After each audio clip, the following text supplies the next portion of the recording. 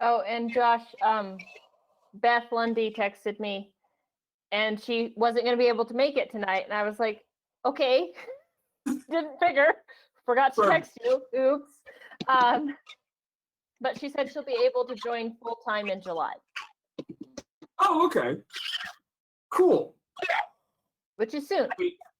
Like going live now? Oh my God, it's 5:31. Are we actually live right now? I'm just cool. No. Becca's nodding, so I'm just gonna start. Welcome back to Iconic Productions. It Gets Worse. Unfortunately, we are missing Nick this week, and he is currently scheduled for an epic fight with his rival. So. Fortunately, that means we get Becca and Beth here for a quick one-shot that will be taking place elsewhere in the world at some unspecified time. I'll figure that out later. So let's just go ahead and start with a quick character introduction. You all know each other, so we're going to go in order of how you are on my screen. So we'll go Becca first. Hello, I am Shay. I am a fighter and apparently the face of this group, the Hen Party. So yes, I'm human. I am not noticeable unless I want your attention. And this party is all that I care about right now. So we will survive at any cost. All right, and Mary. I'm playing Jules. She's a halfling druid who was raised by badgers. So she is just delighted that she is with people who are friendly and are like her family now.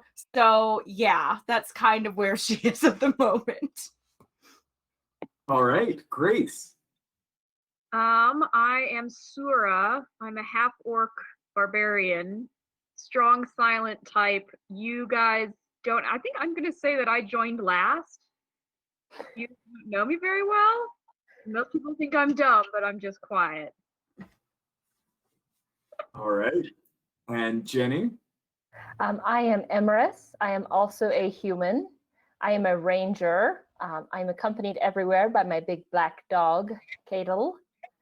And I have been with the party for quite a while. The only thing that's remarkable about me is that my cloak does not have a hood. That's it. All right. And Beth. I am Olga, a dwarf samurai fighter, surprisingly dexterous for my stature. And I am Shy's right-hand woman. I live to fight. Okay. Oh yeah, and I forgot to die. I forgot to say, I will die for the druid. That's what I meant. I forgot to die. Great opener. Yeah. Yes. Things have gone really bad in my adventuring path, but I just keep forgetting to die, so I'm still around. Great. Yep. Now, here's where I'm going to turn it back on you guys real quick before we even start. When you guys were picking a name not 20 minutes ago, I believe somebody mentioned that this was a bachelorette party. So, which of you five is getting married?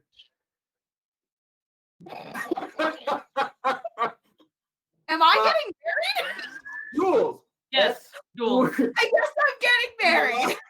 Game. Jules, tell us about your fiance. Oh wow, gosh, hold on. Let me give me a sec. He's adorable. Just Whoever the fiance is, if they're not good to Jules, they die. There. I had to get like pre-approved for that with them before, I Yeah. even like was allowed to start dating them. It's like the worst possible version of meeting the parents. Yes.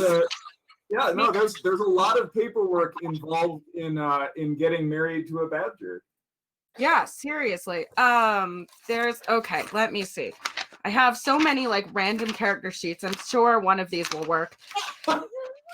Just pull one at random. Yeah. Yeah, sure. Let's go with this one. Okay, her name is Timpani. She is an Asimar cleric. I remember playing her. Oh, she's fun. She's kind of a little standoffish, but she's very sweet once you kind of get to know her. She is, yeah, she's kind of an explorer, and she was in some war a little while ago, which I guess is probably how we met. Like, I wasn't part of a war, but sure, let's say a war happened over like, and it was like there was a battle in the field where I was being raised by badgers, and I like ran into her and she needed help, and I was a druid, and I said, sure, come into my badger hole. And that's totally how we met. She was like angelic. I thought she was adorable. It like totally worked out. Yeah, and then and then as I kind of was going on and like adventuring with this new party who I kind of adopted as my new family, we ended up meeting again. And I was like, oh my gosh, I really like this girl. She's pretty cool. And everybody was like, well, gosh, we all got to meet her because you're not allowed to date this person until we meet her because you are our child. And I went, all right, sounds good. So yeah, she's my fiance. She's lovely. She can be a little bit crabby around new people, but you know, once everybody warmed up to each other, it was all good. So yes, she's great. So yes, I am getting married.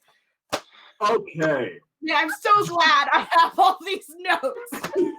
Jules, the halfling druid, is I'm gonna go ahead and rewrite half of my intro on the fly here. It's nothing like putting one of your players on the spot. It's a good thing I'm used to this. Oh. Times have been pretty lean recently for you, the Hen Party rat catchers in the combined city of Quainer. New contracts have been handed out sparingly and only to kind of the best of the best, and you guys are just kind of up there with the best.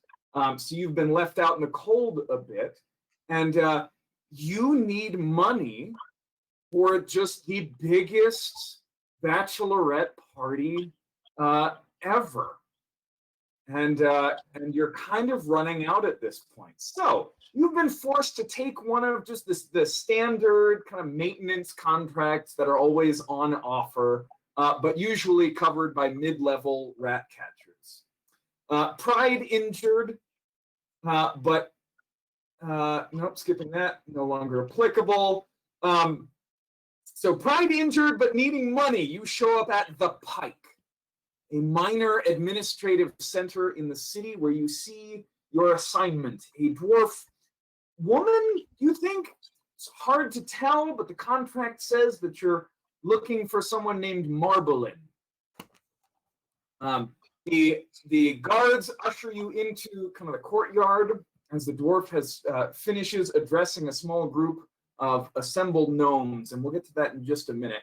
Not all of you actually are familiar with this world, so I should tell you a little bit about this place first. The Combine is kind of way on the coast of Gebrecan. It's I think four different cities that kind of stretch along the coast across along this a massive ocean, and it's a little steampunk-esque-ish, a little bit.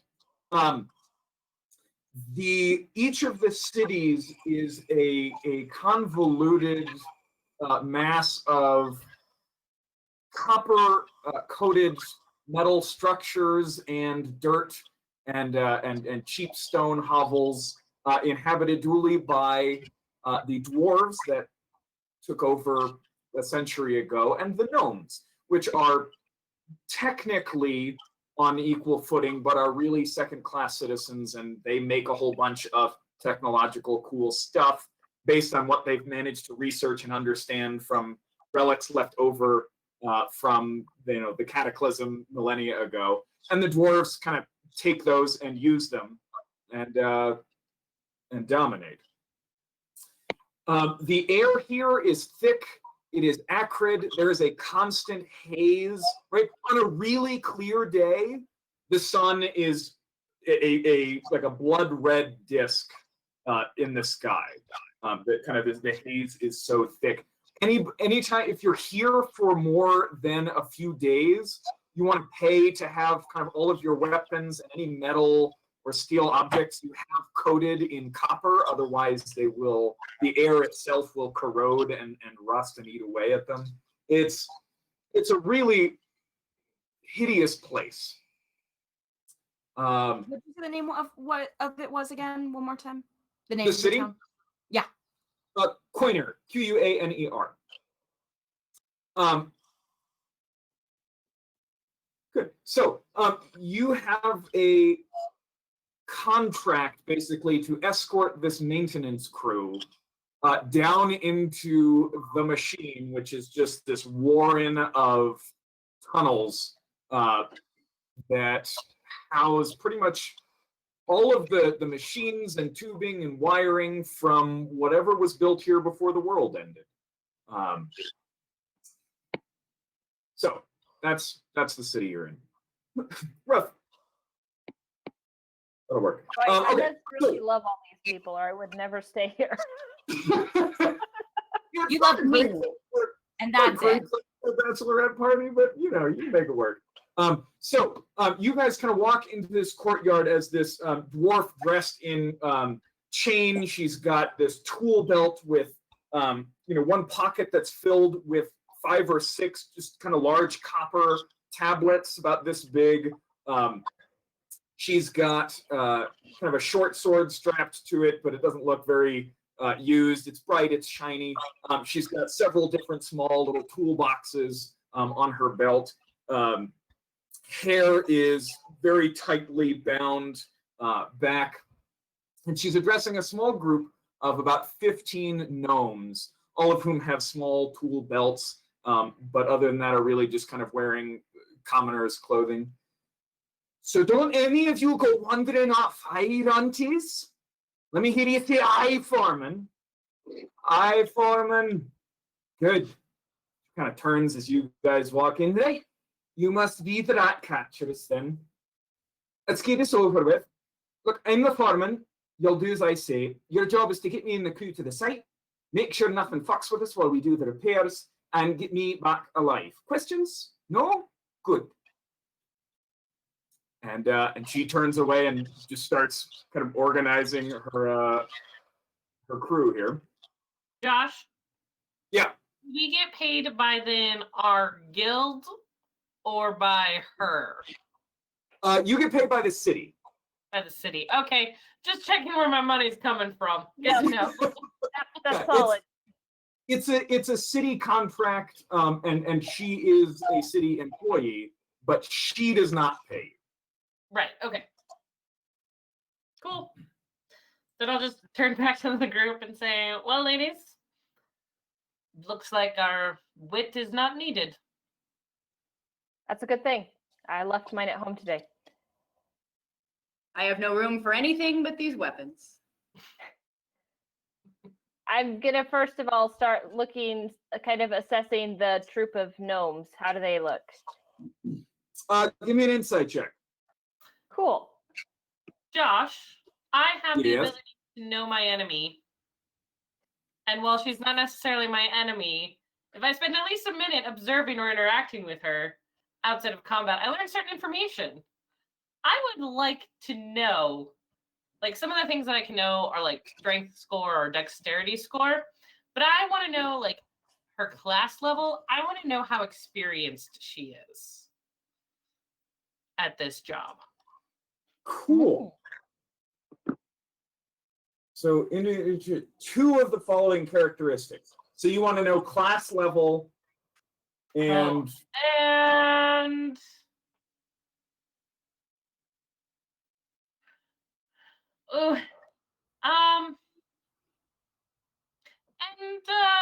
Constitution. I want to know if she's gonna drop dead on me. Okay. Her total. Do you want her fighter class levels or her total level? Total levels. So total level is 8. And Constitution score is 15. Okay. So she might know what she's talking about. Okay. So those two are just. Shay is observing the foreman. Emrys is observing the workers. Is anybody else doing anything as we stand here? I'll just be like scanning around the crowd. Is anybody listening in? Anything look threatening? No, you guys are in a fairly clear courtyard. There are guards. They look bored.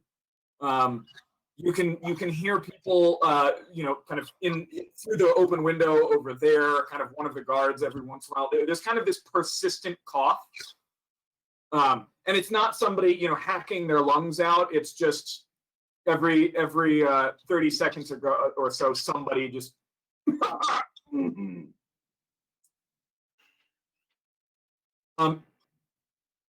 Emrys, I'm sorry, Jules and Olga, you guys doing anything particular? Or just I'm ready looking to see go? if there are like any birds or anything around here, because generally this is not my favorite kind of surrounding. This is my preferred landscape. It's a house.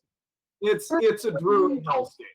Yeah. Give me a perception check. Holding my staff of fire, like just to my chest, looking around, going, okay, Yeah. okay. So yeah, give me that perception check, Olga. I am cleaning my weapons and also looking at this group and trying to get a sense of essentially like how adept or clumsy they are. Are these going to be like a massive pain in the neck to try to work around, or do they seem to be like pretty sure on their feet? You also give me an insight check. And with my previous insight check there, Joshua, I would like to note that I can also read lips if anyone is muttering. Okay. Let's get roll back. Starting off strong. Just so strong. Just a 2 insight and a 1 insight. Awesome. Hey, it's a 9. So Emrys and Olga, I'll start with you guys. You guys are looking at the gnomes.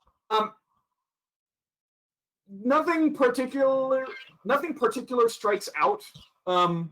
Sticks out about them. They've all got like a tool belt and very small toolboxes kind of strapped to them that they can kind of pop open and use various small, delicate instruments in there. They are clearly afraid of Marbolin. Mm-hmm.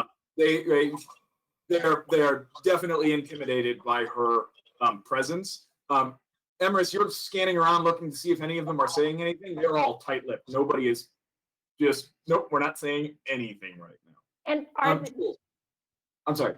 are they not carrying any weapons to speak of? None of them are carrying weapons. They've all got two glass tubes attached to their belts. Yeah.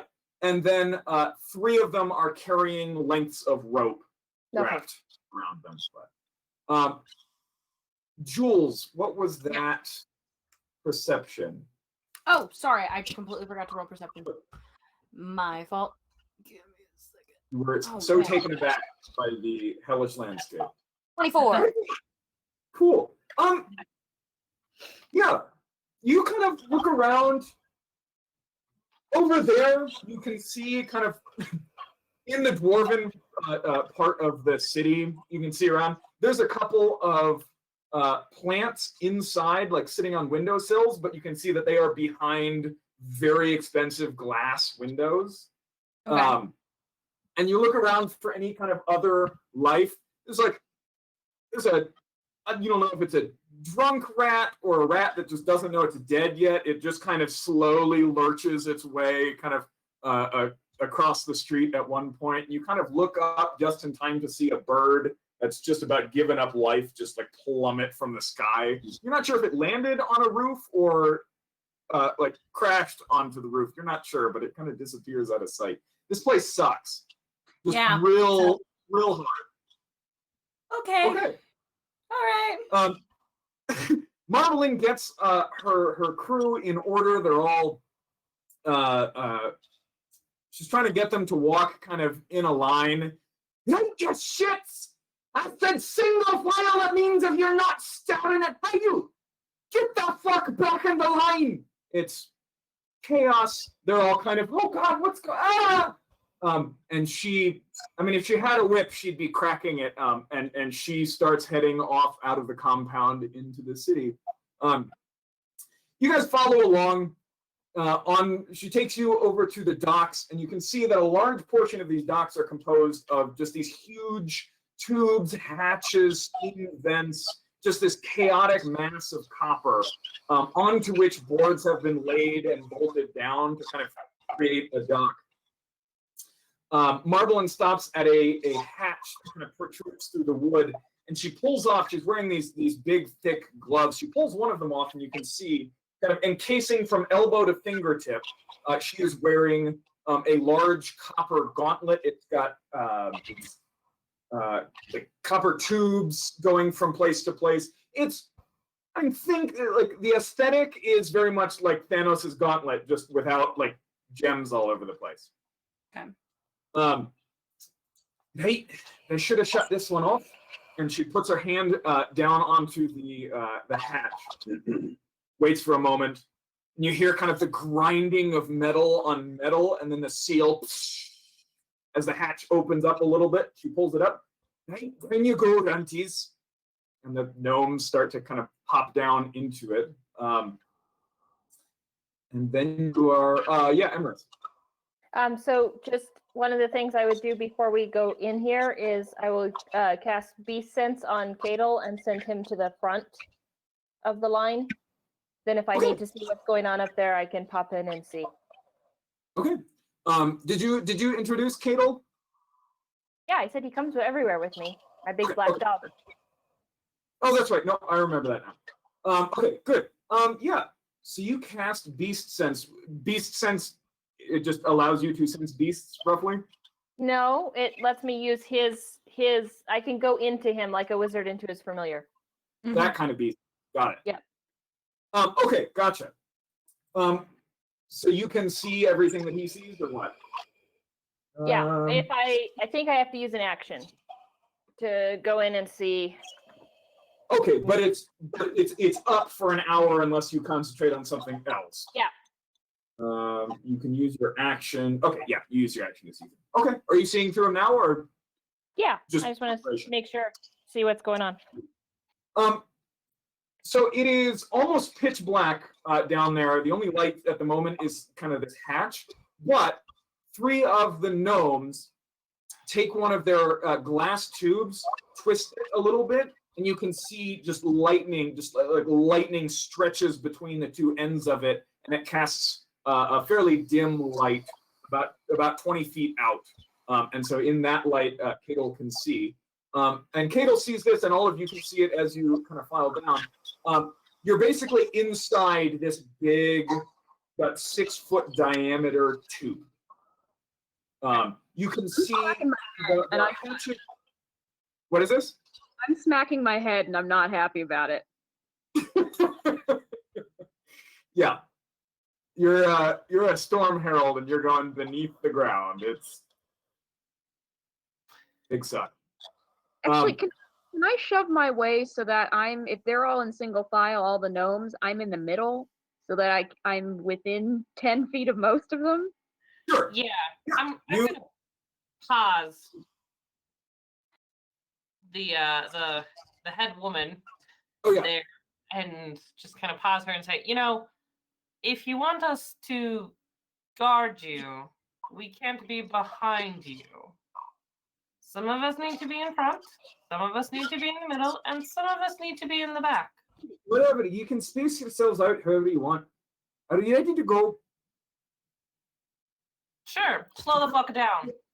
She holds up one of the copper tablets. She's like, we're on a schedule here, and if we miss the time, we're fucked. So let's get going. I will move to the front.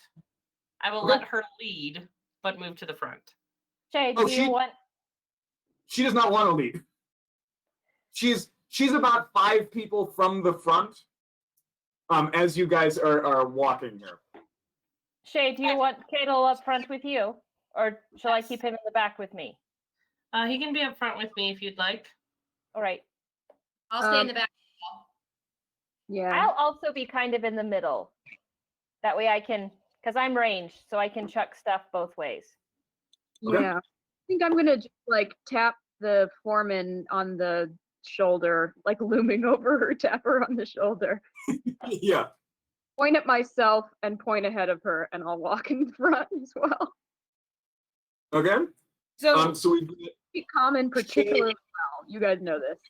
Ian and Sura in front. Stands more than Numerous in the middle. Anybody want to bring up the bridge? I'll be in the back. Okay. Yeah. Josh, Well- did you say that this was like that this was a tunnel that was made of pipe or made of metal or stone, or are we talking like dirt? You guys are essentially inside a giant copper tube. Okay. What she said right before she opened it was, right, they should have shut this one off at this point. Right. No, that So is- whatever was running through here has been kind of cut off somewhere else so that you could use this as your ingress point. I don't feel good about that. No, that's lovely. That definitely does a lot for my confidence, you know. Yeah, Combine sucks. Yeah, you guys walk for a good half an hour. Marblein occasionally calling directions, opening a hatch here and there as you guys kind of head off into different adjoining pipes. And you can see that she is regularly consulting kind of one of these copper tablets that she's got. She'll pull it out, take a look at it, mutter something, and continue on. Eventually, you guys come to this hatch. It is significantly larger than the others, and there's kind of this copper box to the side of it. I'm getting tired of saying the word copper, so just assume that anytime I say metal, it's copper. Okay. And there's this box next to it. She points at 2 of the gnomes and goes, "Hey, you 2 open the casing unit." And the 2 of them go over. They pop open kind of the boxes on their side, and they each pull out kind of these small instruments, and they start undoing some bolts. Roll real quick for them. And Okay. Yeah. You said we're like in a junction. There's several different directions. No, so this tube that you're in right now kind of dead ends in this hatch. And a lot of the others are of varying sizes. This is a good, like, this is about a 10-foot diameter, maybe, circular hatch. Okay, because I would send Cadel to look at the other openings and make sure nothing's going to sneak up on us here. Yeah, everything else nearby is closed and sealed Okay. off. Good. As they're working, kind of one of them pulls the box open, and one of them is still working with one of the tools, and there's just this, and the gnome is slammed against the wall, skin blackened, and that gnome is out. I go pick him up. He's dead. That doubled his hit points. So he is just fried, and Marblein goes, "Hey, be careful. Can't be losing too many of you." She walks over to it. The other gnome steps away, and she, using her gauntlet and some of the tools from hers, starts working kind of inside the panel. Sura, this poor gnome that you're holding is just dead. I'll start singing in orc very quietly the funeral. Hmm. Okay. All of the I'm other looking gnomes, horrified. But slowly raise my hand just from the ground. Excuse me? Jules. they, Yes. I'm trying to concentrate at the moment. If you could wait. Okay. Is it a question for her? Well, yeah, what exactly are we expecting to run into in these pipes and sewers and underground passages? What do you usually have to deal with? Usually in sewers and underground passages, you run into thieves, Rats. lives. Jules, one of the gnomes kind of pulls. Actually, you're a halfling. I'm sorry. Yeah. Roughly of a size. Kind of comes over and like glances at Marblein and just says very quietly, losses are usually to acid. There are kind of looks over at Marblein, who hasn't snapped at him for talking yet, so he starts talking a little bit louder. And werewolves hide down here. Just if it can burn or electrocute or dissolve you, it's probably down here. Okay. Hey, Great. I got it. And the hatch opens, and it's one of those. It's a. I don't know how to describe it. It's like a bunch of circular blades that kind of come down and all join at the center, and then it kind of revolves its way open. That makes any sense? I don't know how to. I can see it. I don't know how to describe it. And she gestures several of the gnomes through, and a few of them kind of. Okay, you guys all head through this part. So as I pass her, I want to ask, what's the percentage for these fellows of return trips underground? How many of them make it back up again? We'll only need one or two to actually fix the problem, but all kinds of things. Some of them they just run off and test their luck in the tunnels, and they don't make it back. And the other ones just wander off and get themselves killed. Are we being paid to make sure you all get back, or just you? You're getting paid to make sure that the equipment gets repaired and then get me back. Not like Just- her. So I'm not very, up in the elevator department, but so if you don't come back, we don't get paid. Well, I'm the one who'll know where the equipment is, so if it breaks again, I'm the only one who can give the city the information, so... Okay, that's just something I needed to clear up. That's great. Just gonna roll some insight for her real quick. Cool. As we're climbing through this thing, I'll just be holding the dead gnome. Can I just nudge one of the others? Yeah. I'm holding it on sick. Dora. How Barry? Well, love, I can't speak like common, no, she doesn't so well. Just let us handle it. Oh, I'm sorry. Right. Well, I hate to see it, but down here you're best leaving them in a side passage, otherwise you might attract some things. And he keeps going. I just will lay the guy down very gently outside the door we just came through, because I assume that's a door that has some traffic. Well, the tube you just left is going to have some kind of liquid or gas or flame moving through it whenever you guys are finished down here. But kind of the place that you step into, I'll go ahead and describe it here. You should be able to leave him here. The tunnel immediately. Oh, I'm sorry, missed a paragraph. So the tunnel changes completely. You're stepping kind of out of a tube, and the hatch closes behind you. And the walls are now just masses of tubes and wiring and boxes and boxes set into them. And it's just this irregular surface as you go. And as you look kind of between some of these tubes, it just goes back and back. As far as you know, your walls are constructed entirely of just tubes and pipes and wiring.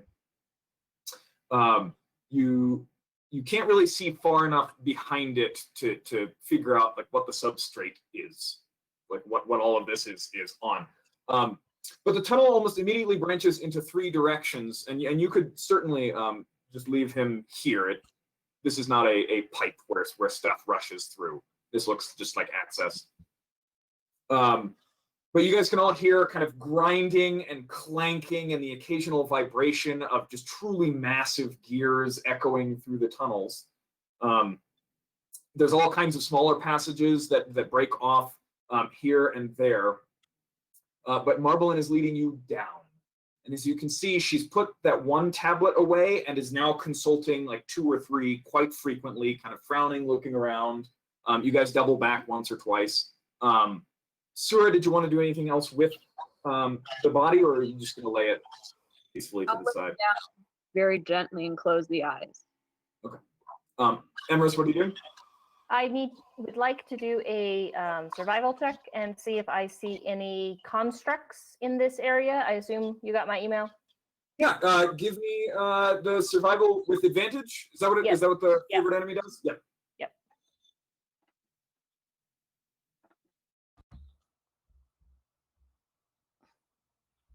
Actually, yeah, okay. That makes sense. 23. 23. Okay. So this entire place is clearly manufactured. Right. You don't see any particular like a mobile construct was here. Okay. Well, I'm gonna go up to the gnomes in the back again and just say quietly, like sort of indicating all of them close to me. Give me a persuasion check. Oh, that's gonna go great. Wait, I'm like terrifying because Sura's eyes are flat black, like no whites. So it's very scary because you can't tell if she's actually looking at you. oh no. As she's doing that, Shay, if you would give me a quick perception check. Oh no! Zero. Oh, Zero. 0. Oh no. Shay, give me a quick perception check with disadvantage unless you are carrying some kind of perception checks in dim light, I believe, are at disadvantage. Do you have some way of overcoming that? Nope, just the light that they have. You have dim light? No, you don't, because you're I'm Okay. human. So yeah, that'll be with disadvantage. All right, well, fine. Okay. You leading the way, you feel as the walls kind of give way. You've walked into a kind of a larger room, and you see in the floor just in time as it just opens up into this gaping, 10-foot diameter hole in the floor, and you see it in time to kind of grab the front few gnomes and stop a couple of them from just toppling in. Yeah. So, well there.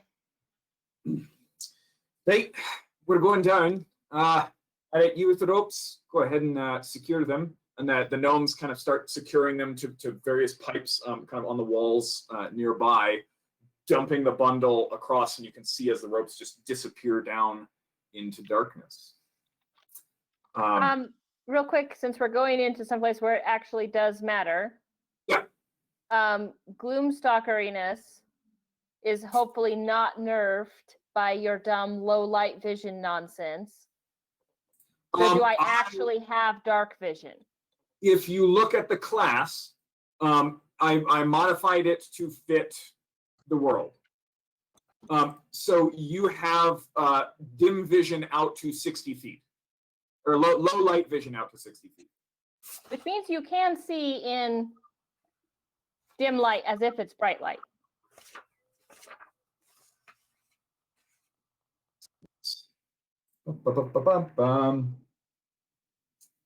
What's the ability? Oh, umbral sight. Low light vision out to 30 feet. You already have low light vision. Oh, but hang on, you're human. Okay, so yeah, so you have low light vision out to 30 feet, and in this dim light, you can see as if it's bright light. Okay. Yeah. Josh? So yeah. Knowing that we are going to go underground as the group leader, I would like to think I had the foresight to purchase torches. I have a bunch of torches. Oh, you do? You have a bunch? Mm-hmm. Yeah, you should all have a pack. And I think all packs come with at least torches. 2 of you have 10. Jules and Olga have 20 between them. Okay. Yeah. As long as we have some between us, then that's fine. Emrys has another 10. Yeah. Yeah, you guys have 40 torches. In fact, Shay, you are the only person in the party who doesn't have any. I see Shay reaching into her packet. I just tossed her one of mine. There you go. Okay. I would like, if we are about to go down, I would like to light a torch and drop it. Okay. Yeah, you drop it. It drops. You would guess 80 to 100 feet. And we're going all the way down? Yeah, you don't see any kind of places that branch off that are large enough for any of you guys to go in. Oh, goody.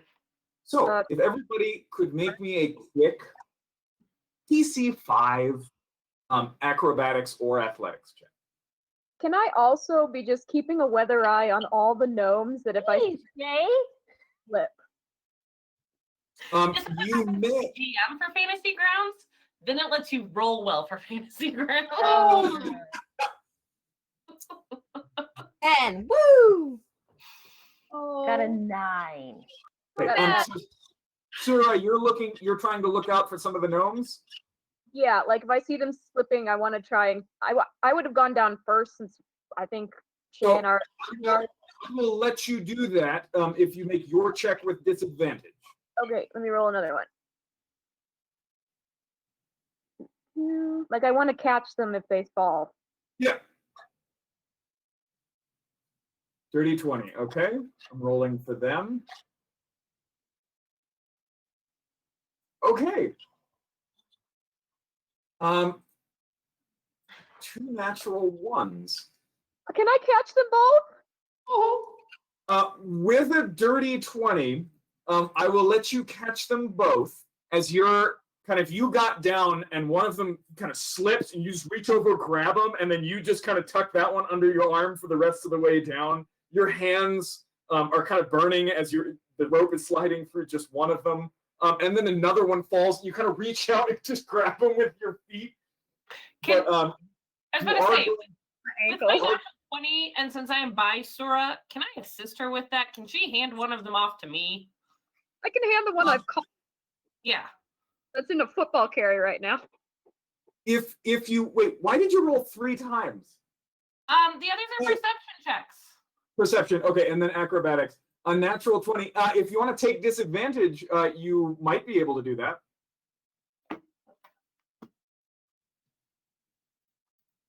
That's one of your expertise skills. So 15. Acrobatics Okay. is no. Yes. Sura, you will take 1 point of damage as the rope burns your hand. But between you and Shay, you managed to catch 2 of the gnomes that otherwise would have plummeted. And yeah, let's see. Jules did fine, right? Yeah, you did fine, Jules. Yes, I did just fine. Yeah. I do not have high hopes for Marble in surviving this. Sura's gonna kill That's her. okay. I'm happy for her to be dead. Yeah. We may have a secondary motive by the end of this. Paid then, guys. That's fine. so We'll tell them it was not our fault. She's stupid. You and guys, you guys find it. You get to the bottom. You've still got 14 gnomes with you and one dwarf. And you can see this tunnel. This tunnel branches off in 7 different directions, but several of them end in just kind of a burnished copper dead end, about 10 feet in.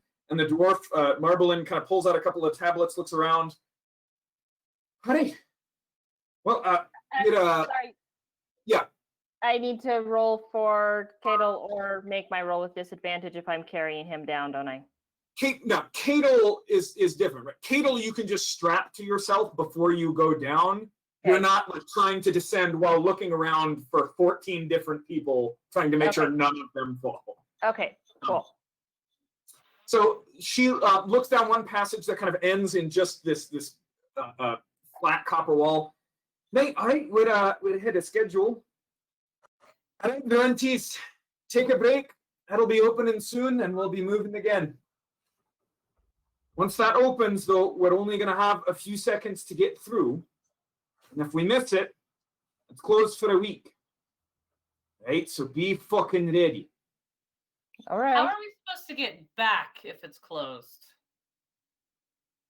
There are a few other ways out. It's harder to get in that way than it is to get out that way. So, okay. Any warning when it's going to open? Should be. And she pulls out this small copper. Getting so tired of that word. A small metal device. Glances at it, tucks it back into a place on her belt. It should be about 15 minutes or so. Perfect.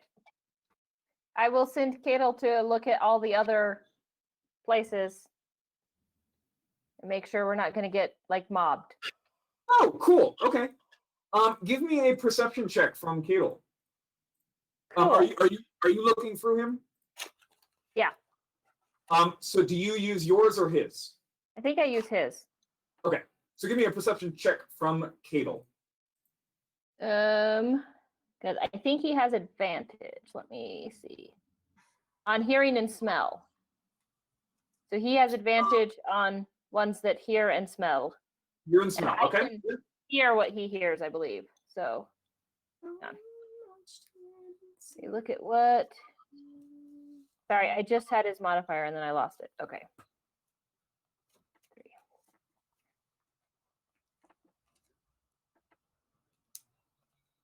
So this is +3, so 21. Okay. And what are the rest of you doing during this time as Cadel is scouting out some of the passages here? Can I gather the gnomes and just point at the one I caught and say, this wide close? I'm positioning myself. I've got both of my weapons out. My intention is to bring up the rear and to sort of like herd everyone in. So like I don't trust With the your gnomes weapons to, like go quickly. So I'm kind of prepping to be the like, linebacker move and All right. just shove everyone Right. through. Okay, you've got it. I'm standing close to the leader with my staff looking very serious. Just like, okay, if anything comes, I'm here. We got this. Hey. This is why I rely on you, Jules. Cadel investigates some of the other tunnels. 4 of them are blocked off. He kind of goes about 20 feet down one of them, one of the unblocked ones. 20 feet down, another one. Gets to the third where one of the gnomes has kind of gotten up and gone off, like going for their belt a little bit. And Cadel kind of shoulders them to his side and stares down the passage and starts barking. Okay. I go immediately to the sound of I'm going to go right over there where he is too.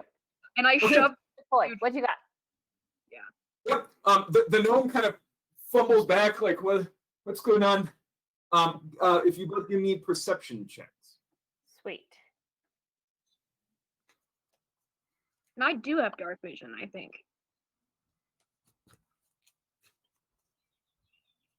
Still not good. You both have low light vision. So seeing down this tunnel will be at disadvantage.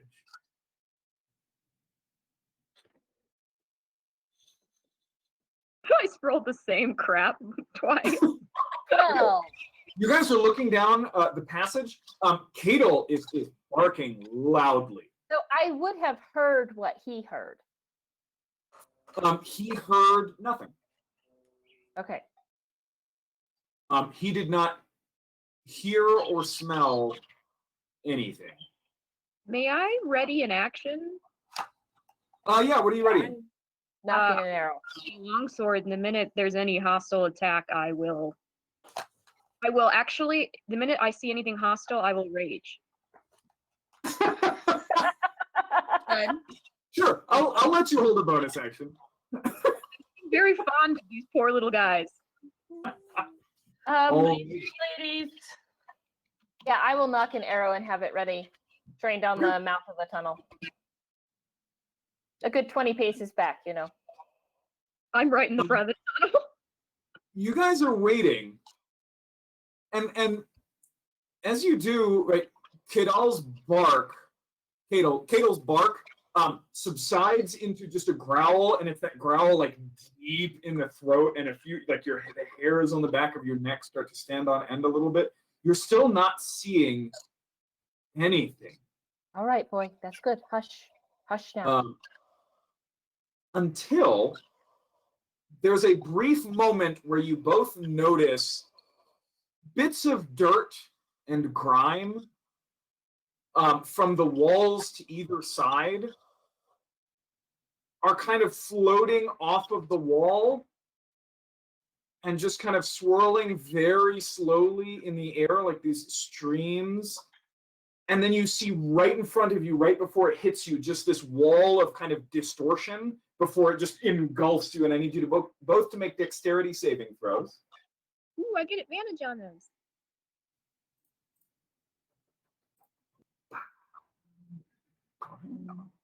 Okay. Dex. Yep, dexterity saving throws. I do get advantage because of my spidey sense.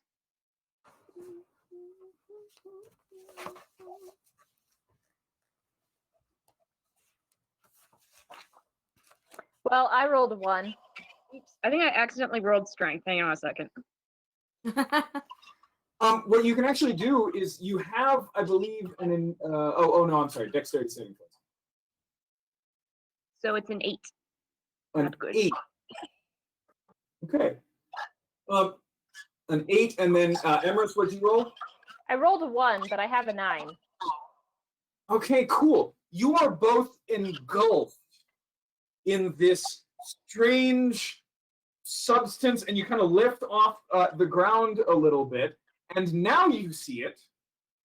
This is a gelatinous cube. Yes. I would like to. As the walls behind it are kind of scoured clean. So I need everybody to real quick roll initiative as well. You guys are going to take a little bit of damage here. Rage go off. Oh yes, rage definitely goes off. I cannot roll. Don't worry, I can never roll on this, like ever. Okay, Sura, you take 15 points of acid damage, and Emrys, you do as well. So I'll go ahead and add those in. Okay. I already did. I add my wisdom to my initiative, yes? Add your wisdom to your initiative. I You feel do. like I had this conversation. Okay. You do. Yeah. What's your wisdom modifier? 3, so it's a 19. Okay, I'll modify that. There you go. Okay, and then it's going to make a pseudopod attack against the gnomes standing there. No. By the way, wait. I have to make a point because this is important to this. Did Yes. I get my rage to start because then my aura would go up. Ooh, yes, right. I mean, the moment it arrived, like rage went off. Yeah. That was what you were holding. Oh my, yes. So, what are the benefits? Anybody within 10 feet of me has four temporary hit points. Oh, okay. There's 2 more though. Isn't everybody also resistant to cold? Yes, everybody's resistant to cold damage, and everybody's got 4 temporary hit points. Okay, I think there are 3 effects for your thing, aren't there? Or is it just 2? I picked the Tundra one. So, Yes. So you should have Storm Aura, Storm Soul, and Shielding Storm. yes. So the Storm Soul is giving me resistance, the Aura is giving everybody hit points, and the Shielding is giving everybody else resistance as well. That's what it is. Okay, got it. Good. Yes, that will help as he takes 3d6 acid damage. Okay. This pseudopod just and the gnome gets slammed to the ground, and you can see acid just eating away at his clothing and skin. But he is alive. Minus 11. Okay. Okay, top of the round, Sura. Oh, actually, Emrys, you go ahead and fire off your My arrow. I Sweet. think technically you're in liquid. Engulfed creature. Oh, you can't breathe. You are restrained. And yeah. So you can make a straight. So yeah, go ahead and give me the attack. But you are at disadvantage.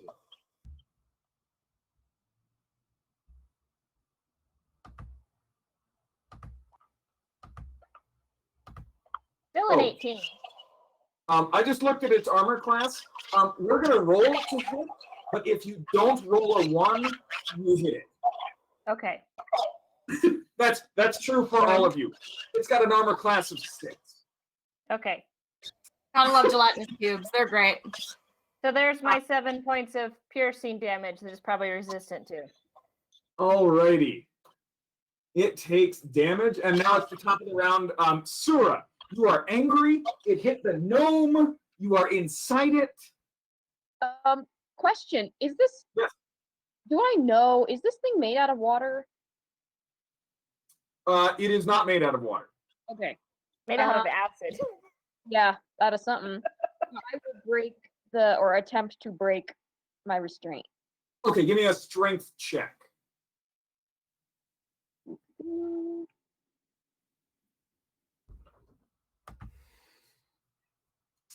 I get anything out of rage for that? Nah.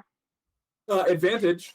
Oh, that's something. It's fine. It's fine. 16 does it. You just you burst out of it. Acid and gelatin go splattering all about. It's still dripping off of you, but you are free. That is your action.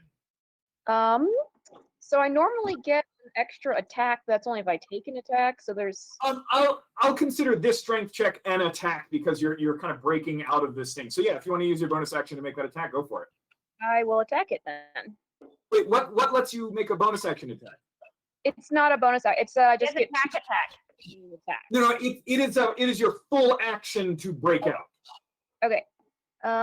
Then can I? This might not be bonusy enough, but once we get to Emrys's turn, can I assist her getting out?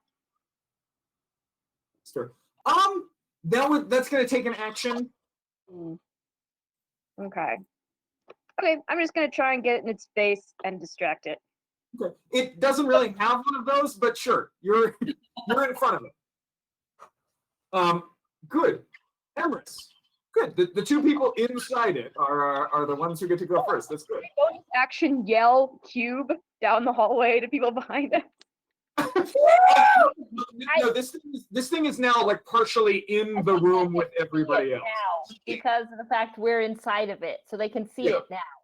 So Emrys is currently like trying to string an arrow inside as she's just kind of floating in acid. Emrys, what are you doing? Yeah, no, I'll drop the arrow real quick and go for the short sword, the real shiny stabby one. Okay, you pull out the short sword. Go ahead and make your attacks with disadvantage because you are restrained. Sure. Oh, you also can't breathe. That's fine. That's why I picked con is high. Oh, It was a nat 20 and a nat 1. Oh, Well, that's No. unfortunate. fine. I get another one. Okay, cool. Your short sword now deals 1d4 damage. Oh, this is the +2. Never mind, it's magical. Yeah, Suck it, Josh's crappy dark rules. exactly. 22. Cool. The second one will definitely hit.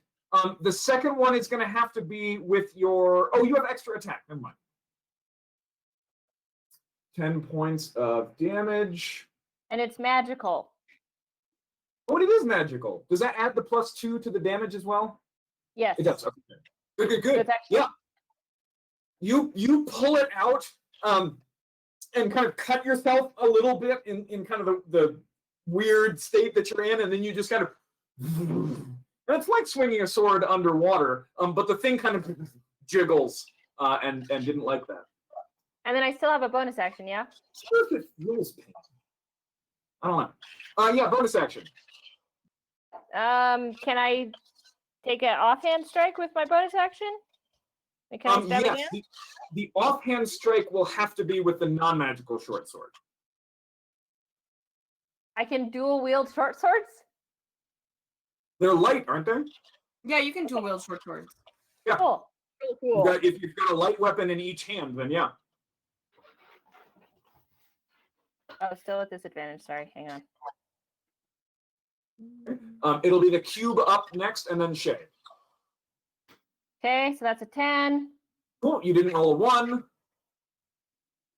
And then God. I'll add my dex to this one, right? Yeah, just roll the d6. Okay. And you So also, that's 4 points. Okay. What was that, Grace? of the damage It's- you also have 4 temporary hit points. Oh, You do. Now, at the beginning of the cube's turn, you will take 24 -4 for the temporary hit points, but then 20. So you've taken 35 damage now. Points of acid damage as you are suspended in the liquid, and it seeps into your armor and is burning you badly. The cube is then going to move to suck up the gnome that's on the floor. No, it just... Oh, he makes a dex save. That's what it is. 14, yeah. He kind of wipes the stuff off and goes, "What?" and rolls off to the side, and the cube... over to 1 or 2 Shay, 2 or 3, 3 or 4 Jules, 5 or 6 Olga. not Jules. 5. Its way over to Olga. Olga, I need you to make a dexterity saving throw, and it's going to make an attack at Cattle. Did I get the name right? I keep forgetting your Cadle. dog's name. Cadle. Cadle. I have the ability to re-roll one saving throw. You want to use it? Yeah, I'm fine. Okay. So Olga, you will take. Oh God, you roll so good on those d6s. 14 points -4 because of the temp hit points, so 10 points of acid damage. Does a 9 hit your dog, Emrys? Yeah, sorry, hang on. I'd like to remind everyone, no, it does not. It does not. Okay, cool. A pseudopod swings out and misses. Shay, Oh, you're have up. I rolled initiative for him? He'll just go on your turn. Okay. So do you want him to bite? Or do So something? I want him to back the fuck up. Cool, he backs the fuck up. Shay, you're up. All right. I will move in, and this enemy has another or this target has another enemy, my friends, within 5 feet of it, correct? Oh yeah. If they were inside of it, does that count? So I'm not gonna count the inside it. No. We're doing damage. We're its enemies inside of it. So I, in my 2 attacks, then I get to add sneak attack damage. Yep. To both or just the first one? Just the first one. That's what I thought. Okay. So go ahead and roll the attacks and just don't roll a 1. Okay. He says it like it's easy. Regular damage. Sneak attack damage. Ugh. What were the Oh. That was sad. Whatever. Okay. I can So that was attack your a first second attack? time Second time. because I'm a fighter. Fighters. So yes. They're 14. And Yeah, that's magical damage as well. Yep. Yeah, it's taking full damage from all of this. I am then going to use my bonus action to disengage and back away. All right, you disengage and back away. And this thing is now kind of in the center of the room. There's like maybe 7 feet of clearance between it and the walls. Jules. Oh, no, actually, it is Marbelin's turn, and she grabs one of the gnomes and backs into one of the smaller alleys with the gnome kind of in front of her, and goes. Oh, I'm so gonna kill this lady. Not touch it, get up. Having you to keep. And now it's Jules' turn. Okay. Hate her. I am yelling so at good. anybody who is left to get back and get out of the way, and then I want to cast Moonbeam on a spot on the gelatinous cube, a 5-foot spot that has nobody in it. It is large. Yeah. Although I guess it doesn't have to hold be. It's a little bit. I assume there's like a small 5-foot section where there Yeah, isn't. I said there were 7 feet of clearance. So yeah, you could drop it in a place like that. Sure. So it makes a con save. I believe so. Let me check my. Con save. You just made our #1 fan go ADHD in the chat, which is great, Mary. He was in the middle of the Moonbeam? sentence and he goes, Moonbeam! Does a 22 beat your save DC?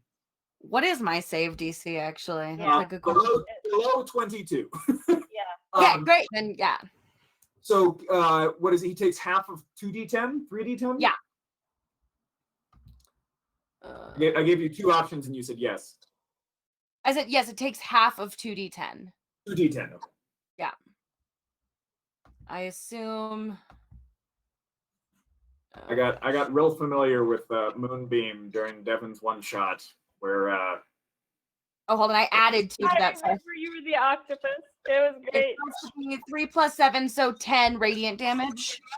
10 radiant damage. Nice. Okay.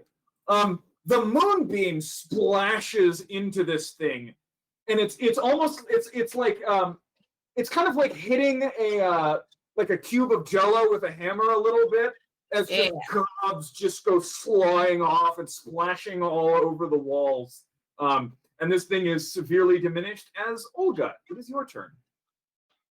Am I inside of it? Oh God! Oh, inside of it? No, I'm sorry. I thought you said inside of it, and I was like, oh God, yeah. No, you are you are not inside it because you dodged out of the way. Okay.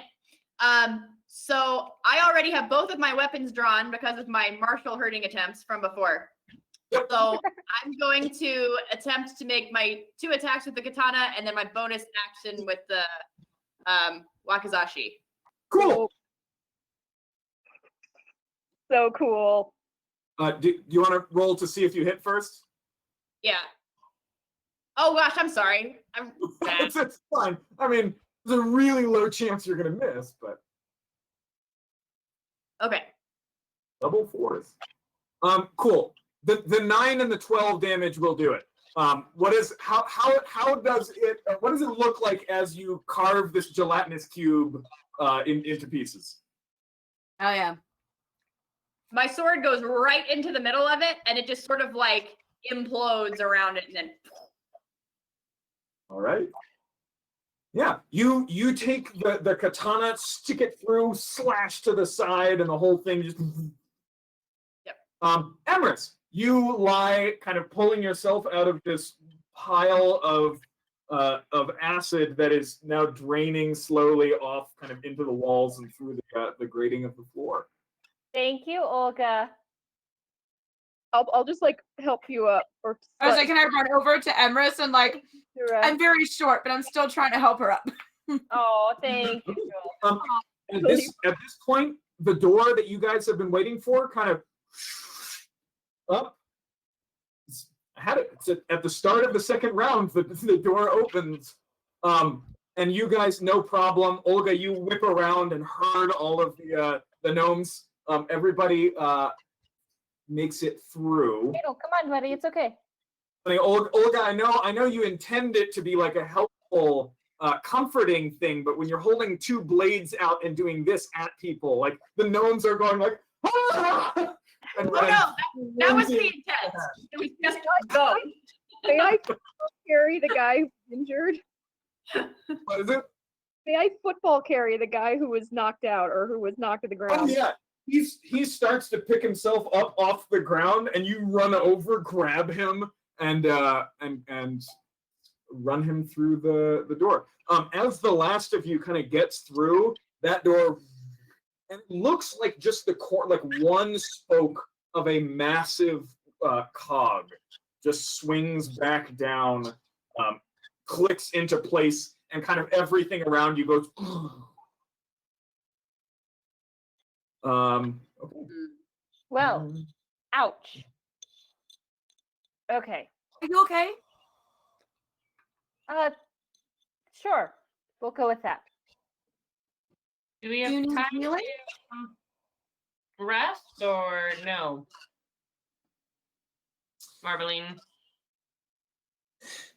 No, we're on a pretty tight schedule getting to the place. Perhaps once we're there, y'all can take a breather. Hopefully, nothing attacks, and the way out should be a little more leisurely if you're getting tired. All right. May I examine the little dude I'm holding to see how bad he's? Yeah. He's got he is wounded. In the terms we usually use, he's definitely below half health. The temporary hit points definitely worked, and you can or helped, and you can see where the acid should have just like bored a hole straight into his chest. Like his shirt is ragged and torn open, but there are what's your rage aura? It's the sea. It's tundra. Tundra. Okay. So there's just like frost rhyming kind of the edges of it, and you see just as the frost melts away, it seems to have protected him from a good bit of the acid. So it's an injured gnome with his shirt just has this big hole in it. Skinny little emaciated chest. You can see his ribs poking through. I'll just keep carrying him. Quick tap. Thanks for it's all right. Oh, and we're just gonna carry him. All right, I'm cool. gonna do a quick cure wounds on on the gnome. the gnome. Okay. Not on you. No, I need it too, but so the one thing that I rolled randomly for this character too, but apparently she fights for the defenseless. So he gets That is exactly 11 how points. that is exactly how much damage he took. So you come over, cast the spell, and you can see even the parts where his chest was burned heal over, and he kind of he looks up at you. Give me a quick insight check. Okay. And as I do that, I'll just say the same tone that I would use for Kettle. Oh, buddy. 26. He is extremely confused about why you just did that. What? Nobody's ever been kind to you before? Look, I can't pay for this. It's No. There's no payment. Actually, I take that back. There is payment required. What's your name, good sir? Jogun. Thank you. That's all I needed. Jog on. Good Mate, job. So now you can find me afterwards. Yep. Nope. Your name was the payment. That's it. Yeah, I like my name. No. I just wanted to know what to call you. That's all. But apparently, we can't talk to you without the big boss lady getting her knickers in a twist. Speaking of the boss lady, she's kind of looking back at you. Mate, as I said before, we're on a tight schedule. If we don't make it in time, then we're trapped between the room we're trying to get to and that door. And trust me, you don't want to be here for a week. Sure. Why would we want to be here for a week? We saw what happened when we were here just for 10 minutes. You get some Good. big... Yeah, continue to waste time. Live it off to me. Let's go. Up here. She turns and strides down the tunnel. I walk up to Emerus and whisper, "She's really rude. She is. You need healing. Are you okay?" I'm hurting a little bit, but... Yeah, I mean, if you've got some to spare, that's fine. Otherwise, I'll probably be okay. I'm going to use Dora got hit too. I'm gonna use Dora, two fine. of my Balm of the Summer Quartz healing dice. Okay. I have 10 of them. I'm going to use 2 of them. So you're going to get 1, 2. Ooh, you get 14 hit points back. Ooh, Dude, thank you. the D6s today. That gelatinous cube did not roll below a 4. All right. Boy. Hold up I'm going to. Oh, Yeah, go ahead. I'm just gonna say, Joggin, you walk or you ride? Well, I actually feel pretty good right now, so I mean, I'll need a new shirt, but I can walk. I put him down. All right, you put Jargon down. I'm gonna have looked over to Emerus and Jules, who are talking smack about the dwarf foreman, and just kind of quietly. like knock it off. I just make a like stab gesture. Knock I it point at off. Dora and I'm like, yes. Come on, let's go. I don't want to be down here any longer than we have to. All Amen. right, Olga. Olga. I agree. I don't want to. Let's go. Right. You guys, another 15, 20 minutes of walking down passage after passage. Occasionally, right, just these metal spiral staircases that go down 20 feet, and you guys are kind of filing down. At places, it narrows down to where only one person has to kind of sidle along, except for, I guess, the gnomes are all, and the halfling are all fine. And then places where it just kind of opens up into a wide hallway. And eventually, you kind of you dive, you almost miss one of the doors as you, like, the last of you dives through as it closes down, and you guys are now in just a kind of a hexagonal room, roughly. Nothing is symmetrical really, but it's roughly hexagonal, and you see no exits. And Marblin is standing in the middle of the room, looking at one of her copper tablets. No, this pulls out another one. This isn't right. What, did you get us lost? Hey, look. There's supposed to be a passage right there. And I don't see one. Nope. Shite, we're gonna miss the next one. Right, look around. See if you can find it. I'll look. All right. Everybody give me an investigation check. Any way I can make that perception? Actually, this is investigation. So I'm sorry. I'm going to switch that to investigation for everybody because that's what you're doing. Okay. You said investigation the first time. And what I meant was perception. Oh, We'll take it. I don't care. well, that's a 0. So I see nothing. Cool. 18. Olga. I'm going around and like stabbing everything with my katana. Like, is there like a door that we can't see? You know, like holes and everything. You're poking around. You as you kind of jam the katana into part of the wall, kind of between the pipes, you knock something loose and you hear something heavy clattering down.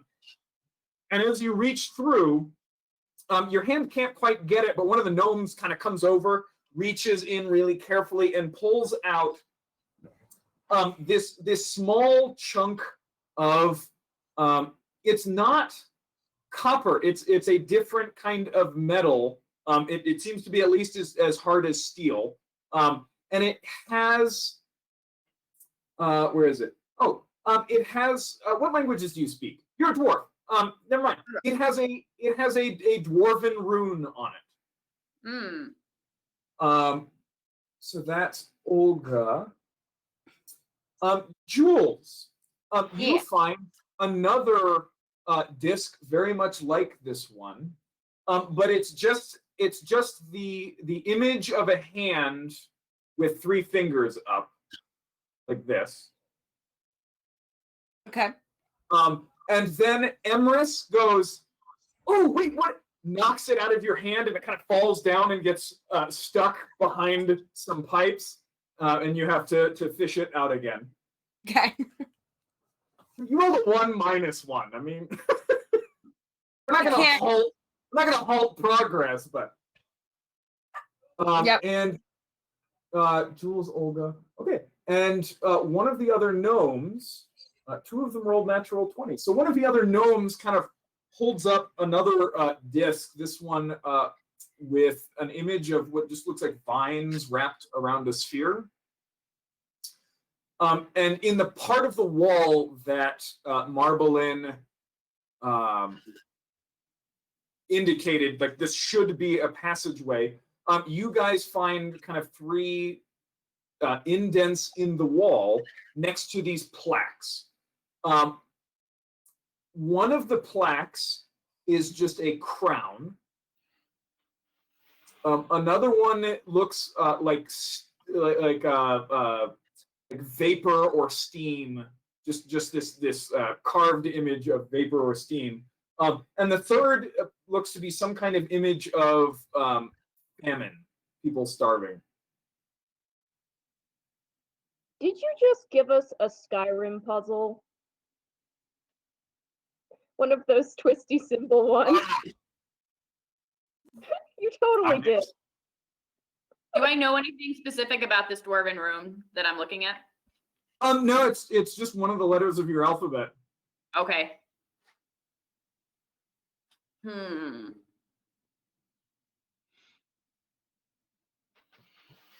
Emrys is bored immediately. It's like, this is smart people stuff. I'm out. All right. Okay, I'm not so you really said we have a token with a dwarven room, a token with 3 fingers, Yep. and a token with a crown, Yes. and then No, No, it is. it's a fine wrap thing. So you have 3 tokens: a dwarf rune, a hand holding up 3 fingers, and vines wrapped around a sphere. oh, okay. And then the plaques are famine, steam, and a crown.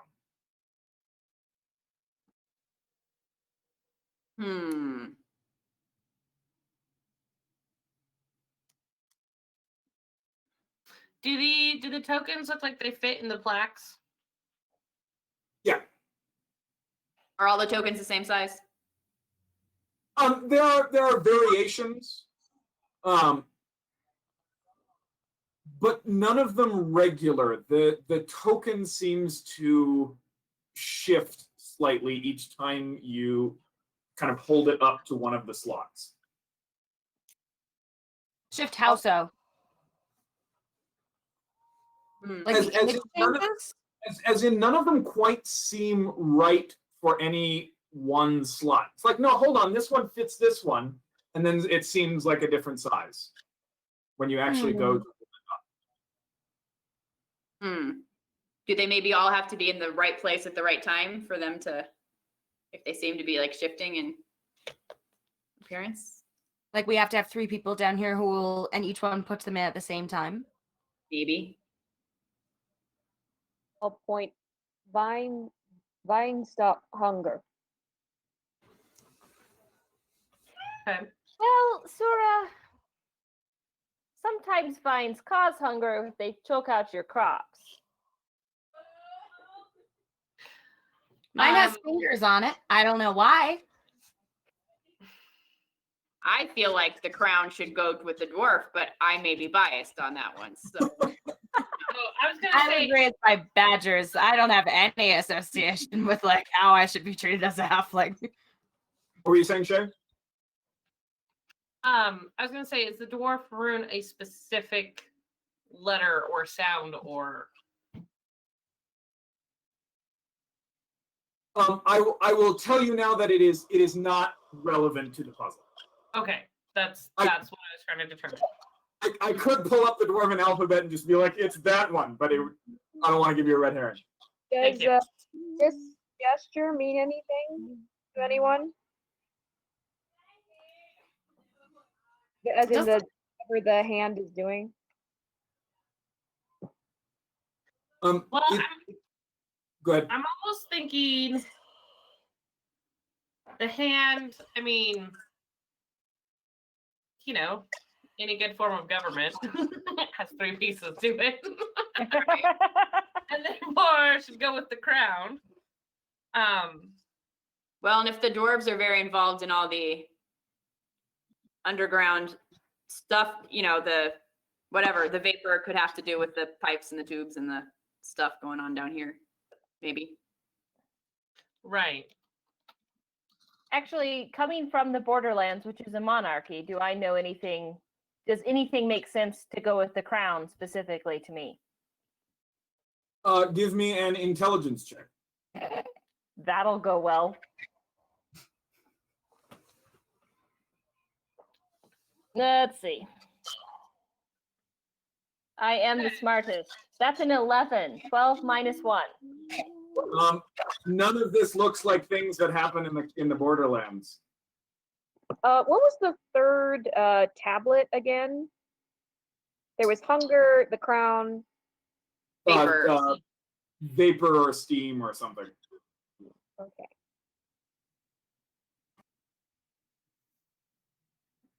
That kind of seems to fit with, I mean, this place, which is run by dwarves, correct? That's what you said, Josh? Yeah, the city is. Yeah, there's a hegemony in place. But clearly, Okay. the gnomes are the ones who do the work. Like, they're the ones who actually do the inventing. Well, sure. Yeah, dwarves are not great at inventing. They're just good at beating people up. No I mean, offense. they're good at a lot of things, but yeah, that's definitely one of the things they're good at.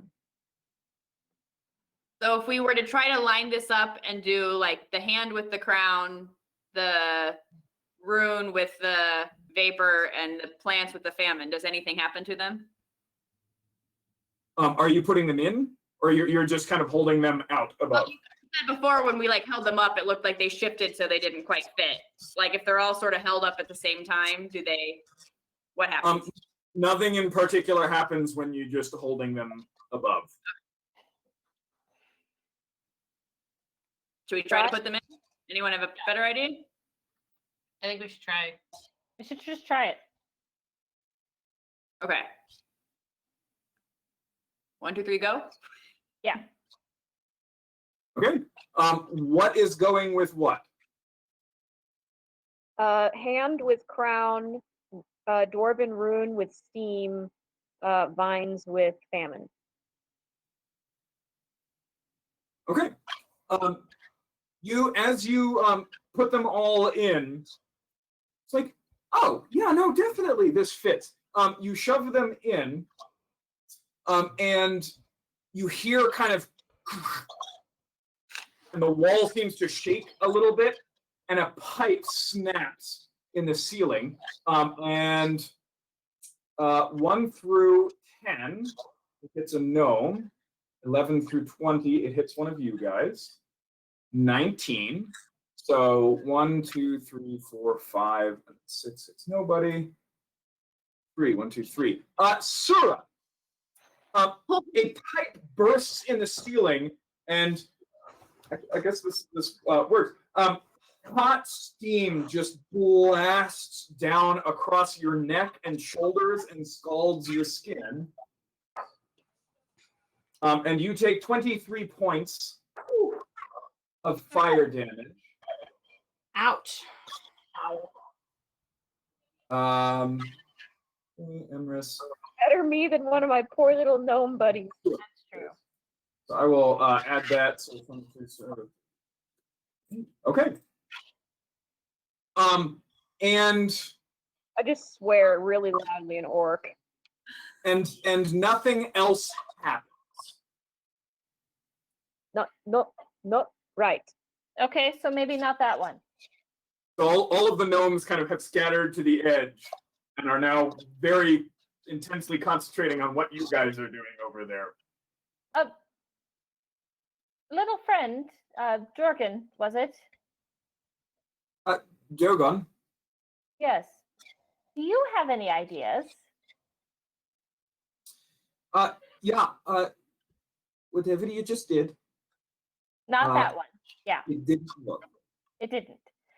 Do you have any idea what might work better, though? A different order, perhaps, of the tokens.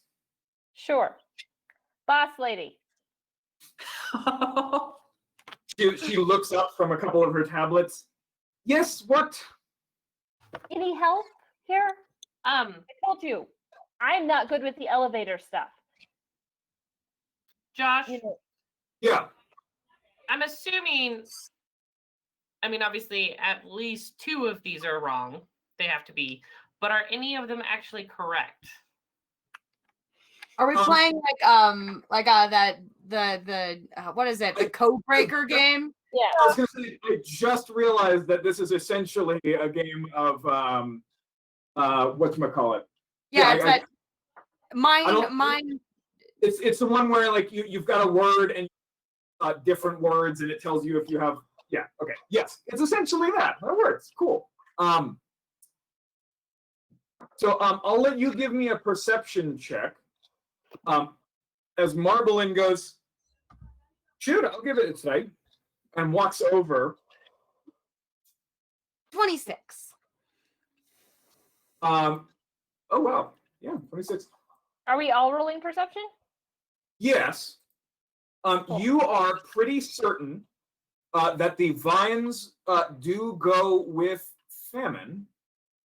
That one seems to be resting well in the slot, but I need Shay to give me a quick initiative roll as Marblein has impatiently come over to attempt. Okay. To smack you? Cool. Well, you rolled a natural 20. As she reaches for the famine one, how do you stop her from grabbing it? I'm just going to slide my hand over it. Okay. Say, no, this one's correct. What about the other 2? Hey, well, if that one's We just correct, flip 'em. then it should just be a process of elimination. Just flip them. Exactly. So let's leave this one alone and we'll switch the others. All right. We'll do it quick. Okay. You just I grab switch one. them. Can I? You guys just switch them, and the wall kind of, and this whole section of wall kind of folds up a little bit, and then folds into the wall of the passage behind it.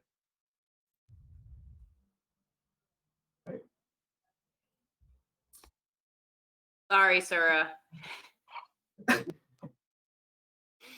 are you all right? You're all right. You're all right? It was right. Fine famine.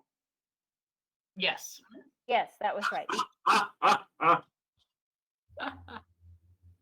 I was right. Told you guys. I was also right.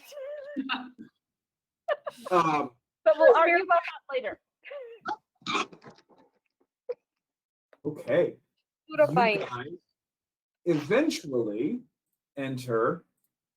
Continuing on, you guys have been down here for a couple hours at this point. And eventually you walk into, where is it? Here we go. I'm gonna real quick heal Sora though, as we go. We're going to heal Sura. Got it, okay? So that's 5 points of healing to you, Sura. Thank you. You're welcome.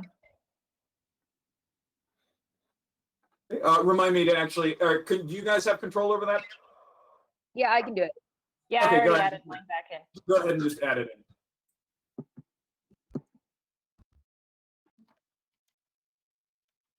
Okay.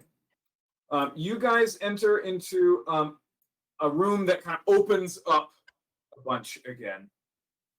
Oh, I need to share the map. I'm keeping all these little gnomes behind me at this point. Yeah. I'm in the middle of them again, just to make sure, because I can hit from multiple areas.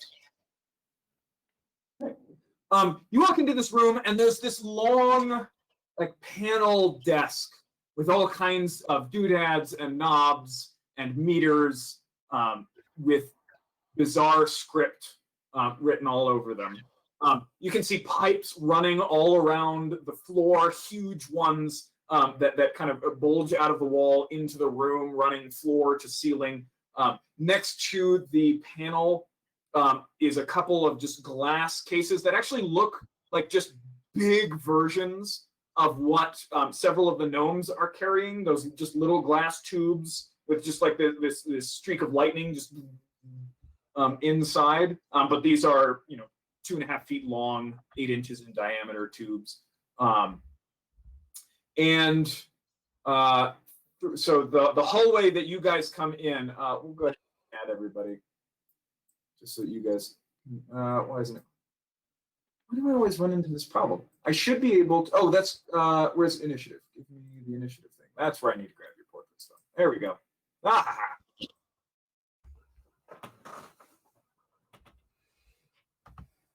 All right, so you guys have walked in kind of from this tunnel, and then you can see kind of back and to the right and then down and to the left also other tunnels on off into darkness. I'll go ahead and finish revealing these. There's no freeform like site reveal.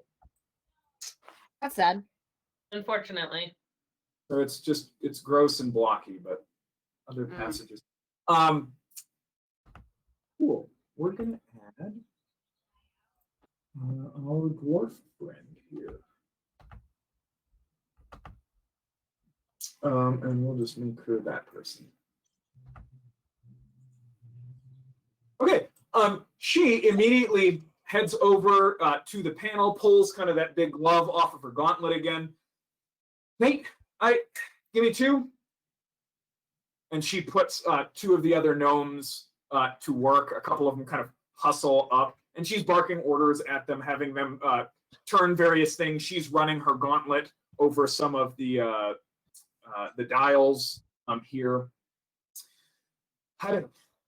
She turns and looks at you guys. All right, so this is where we are. Your job at this point is just to make sure nothing gets to us to disrupt our work. But otherwise, you may take your leisure. Take a look around, ladies. Yeah, let's take a good look around. You guys searching for anything in particular? I'm Uh, looking for like unusual openings or something that someone could like squeeze through, something that's like been forced through at some point. Okay. Give me an investigation check from Jules. I am looking for any sort of tracks from creatures that might make my spidey senses tingle. You are looking for tracks. Give me survival with advantage. Will there be tracks in a place like this? DC's high. You can roll for it.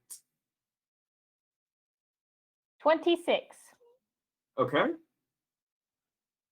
Sura, Olga, Shane. I will find. So we came out of the central tunnel here.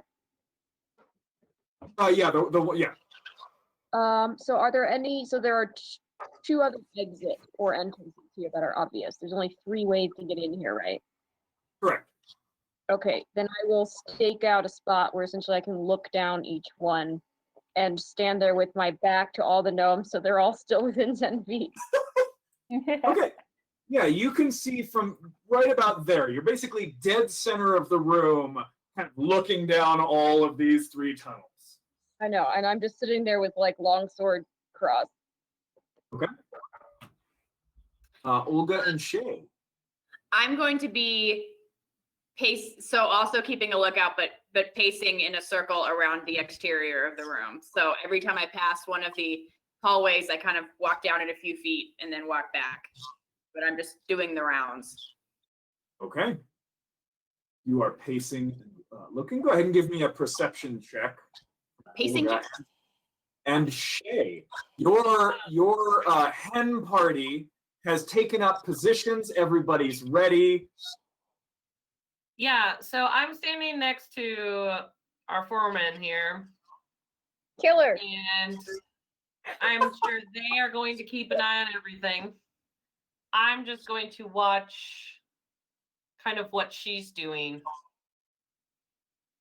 Okay. Give me an intelligence check.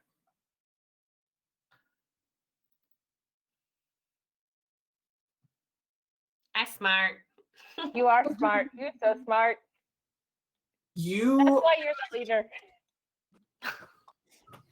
Good call. She's smart and pretty.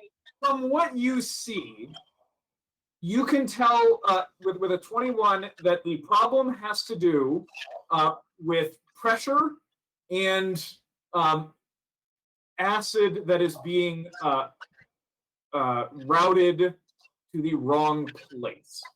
That's about all you can glean from what she's doing. It's all of this is way beyond you. Right. Yeah, no, I don't expect to be able to like use it. Yeah. But even knowing that much, just gives me an edge against anyone I need to talk to on the top side. And All I right. also kind of keep that half eye just on the girls to make sure What? it's okay. Well, no, just because like your reactions will tell me what I need to do next. So Sure. I trust that you guys are Emrys like, is immediately defensive. no. She'd never know my arrow hit her. She wouldn't know it wasn't an accident. Shay completely trusts that you guys have the perception and the lockdown on the room on point. She's not worried about that. When I watch you, you're okay, right? Like we're still all good. Good. I'm not going to pay attention to anything then. Yeah, Great, good we got team. you then. So with the 20, I rolled a 26, Josh. I know you said DC was high, but still. Just reminding you. All right. So 26 on survival, dropped a 17. Okay. Yes, things have definitely been this way.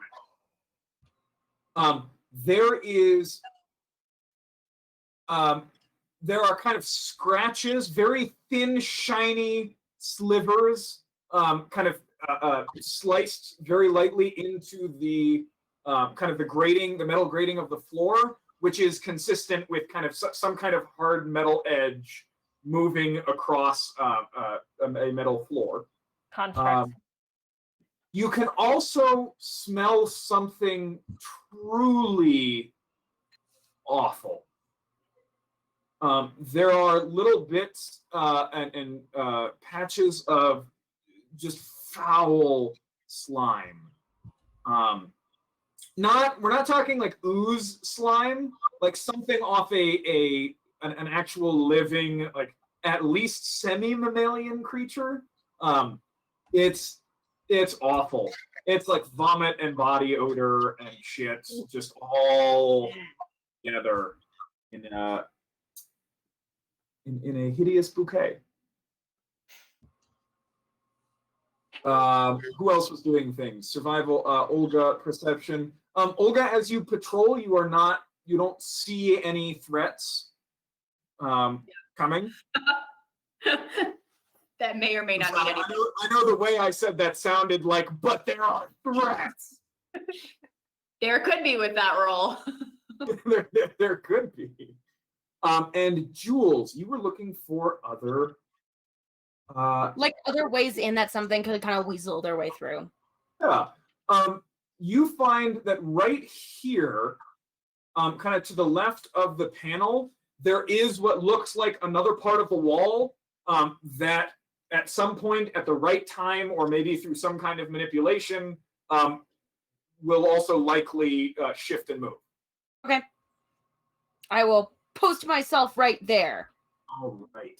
With determination. You post yourself right there. Okay. The dwarves work.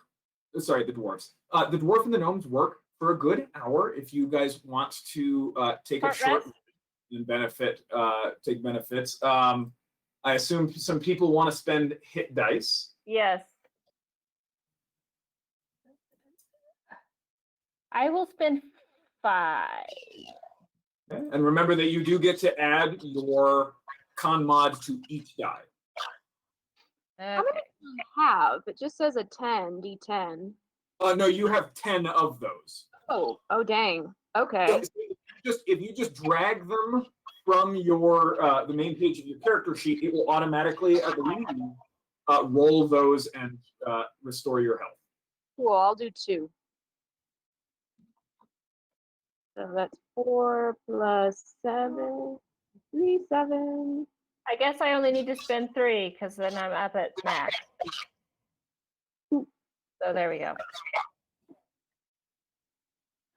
I'll do another one.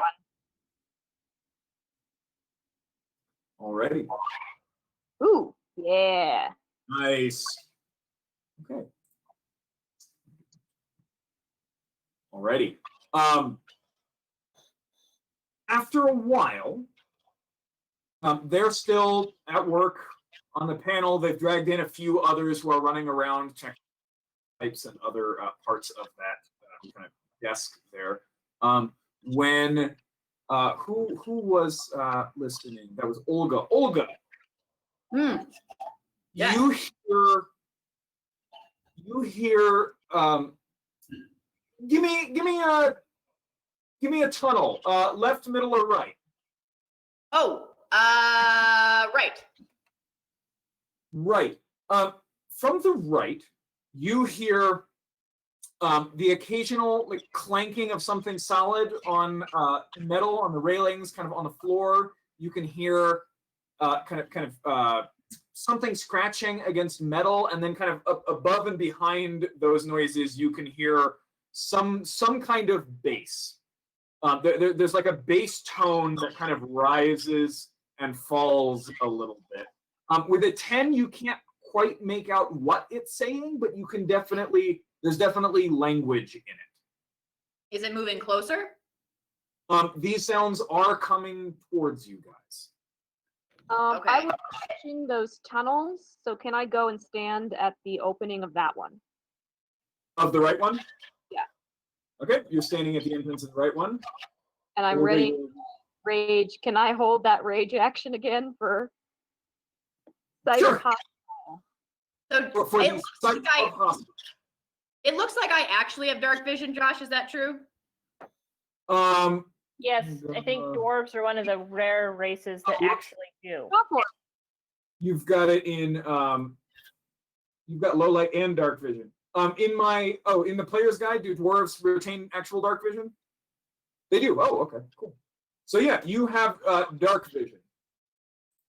So can I see anything? Yeah. Let me get what everybody else is doing real quick.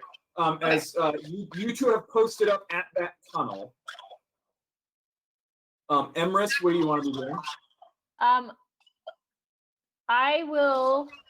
don't want us all to be in a clump, so I will back over to about here, and I'll just have an arrow docked and out, ready to go.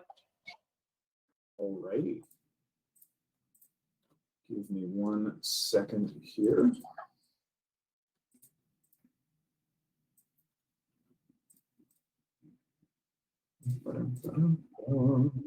Jules, during our rest time, did you say anything about like a section of the wall looks like it can move? Or did you just go standing? I just stood there. Okay.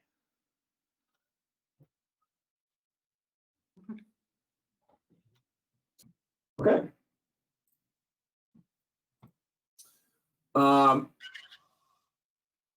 So you're posted up at that other tunnel.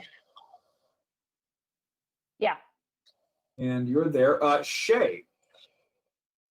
I am going to stay over by the controls, but turn around and watch to see what comes and shows up.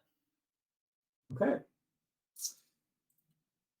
Olga, as you stare down this tunnel, you can eventually see shapes kind of in the darkness right at the edge of your vision. I'm gonna walk down a little bit. How far are you going? 20 feet.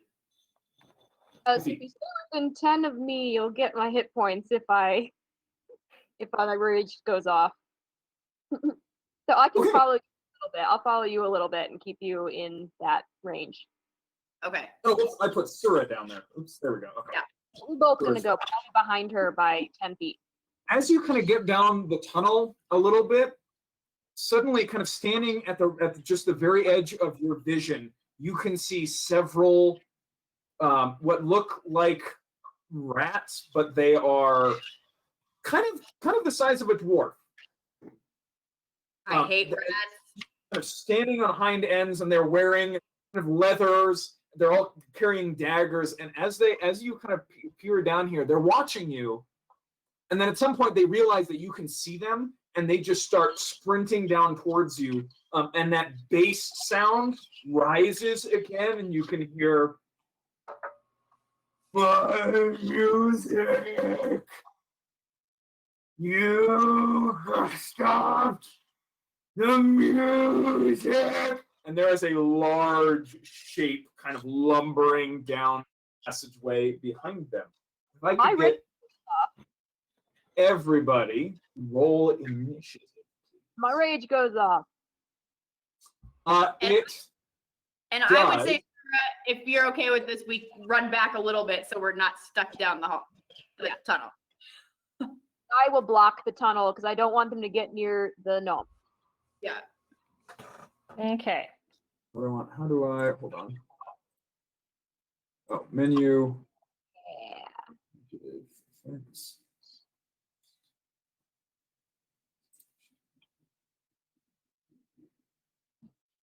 Okay. Put these in manually real quick here. Okay. So Shy is at a 14. Rules is a 17. I'm also at a 14. Emrys is a 14. Did you add your wisdom? Yep. Olga, you and I are tanking together at the front here. And Sura as where we should. 1. Yeah. Wow. You two keep rolling way up there, or not you two specifically, but like the people at the front of the battle keep rolling better initiative. Okay. Let me go ahead and add these people. Is this one? Good. Okay. One.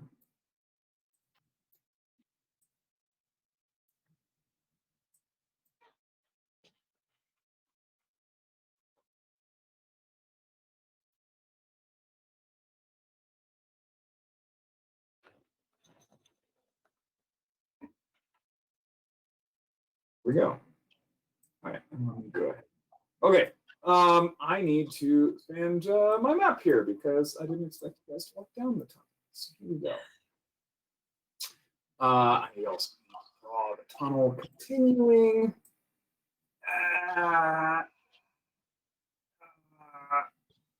Okay. That'll, come on. There we go. Nice. If Marvelin, accidentally drops dead during this battle, it's not our fault. Exactly. We have to keep her alive, ladies. You sound so excited about that. But she's mean to the gnomes, Shay. Yes. And other people are mean to other people. Are you gonna fix You all know, the wrongs in the world? Yes. In my country, we took down the tyrants and we only have good people in charge now. Are they still good people? I haven't been home for a while. I have never heard. I love that. Best conversation ever. Yeah, Sura still hasn't quite heard a cogent argument over whether she's allowed to kill that lady. You'll get no arguments from Imris, and you know that. Is it going to be the finale of the bachelorette party? Oh, great. The night before I get married, we all go and kill someone who's mean to gnomes. We all go and shank a dwarf. Yeah. There we go. Okay, now I just need to turn them all visible because, come on. There we go. Okay, what? Like a swarm of rats? Like, are we dealing with the swarm of rats? Oh, God. I remember. Or are they more like rat folk? I think. Well, I'm going to keep my mouth shut. Like, are we thinking like Redwall or swarm of rats? That's my favorite figurine I ever found. It was just swarm of rats, and it was like just a ton of rats, like just in a pile. Yeah. And I remember going and finding it. My sister going, "You need this figurine." I said, "No, I don't. I don't plan to use a swarm of rats anytime soon." She goes, "No, you need it because I need it because I want to become a swarm of rats as a druid." I was like, "That's okay." So you see 5 of these humanoid rats come sprinting down the hallway at you, and lumbering behind them just this huge. Let me find my picture of him real quick.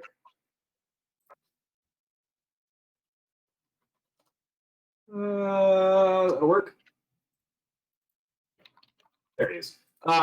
Just this huge, corpulent, bulbous figure. It was wearing clothes at one point, and now there's just these bulges of fat poking out through like holes in the clothes. It's got these glowing yellow eyes as it just kind of lumbers down the hallway, these big claws on its hands. Wait, Grace, what's the line?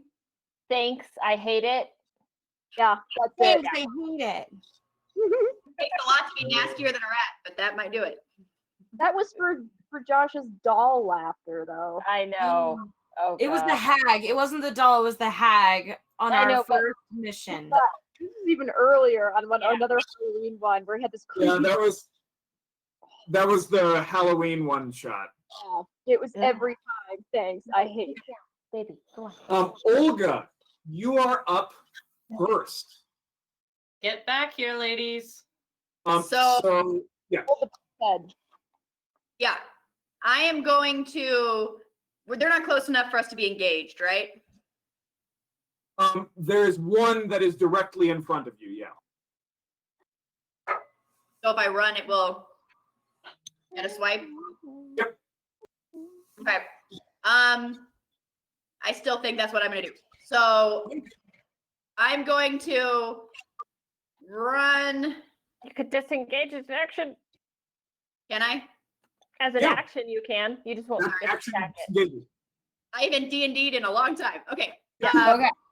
I will disengage as my action, and then I'm going to run right back here so that I'm at the entrance. Okay. That will be my turn. All right. It is that one's turn. So one of them, who you see is kind of is dressed in just these tattered, nasty robes, is going to chuck Eldritch Blast at Syrup, who is currently standing at the front. It's a warlock rat. Apparently. Okay. Cool. I'm gonna assume an 8 doesn't hit. So just this of light and force goes blasting over your shoulder. Everybody who's in this main room here can see as it splashes against the wall, and one of the gnomes like dives for cover behind the panel. If you didn't know something was up, now you do. Sura, it is your turn. I will go up to the nearest rat and hit it twice. Okay.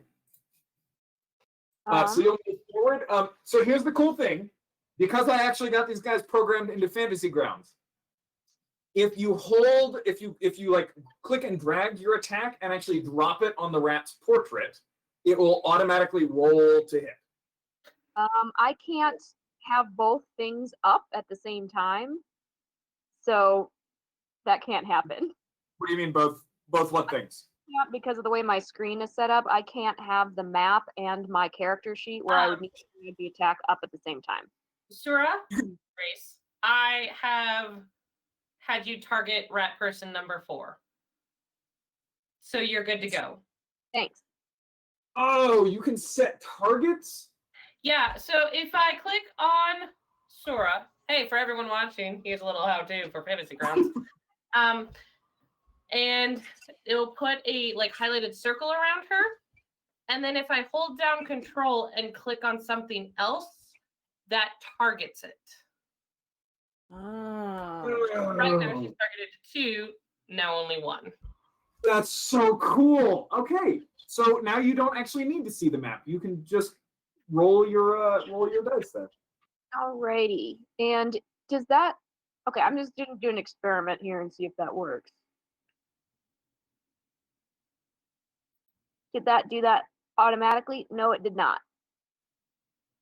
Okay, how do you roll with a weapon using Fantasy Grounds? Sorry, y'all. 'Cause I'm just... So Here's the for D20. you, you're gonna go to your actions, and then where you see longsword and then the D20 symbol +9, just click on the D20 symbol. Actions? Yeah, it's the bottom tab on your character sheet. Oh, there it is. Yes. So you've got longsword, you just click where it says +9. Awesome. And then I'll hit him again. Okay. And wait, is there something with what does rage do for me? Sorry, new barbarian, who dis?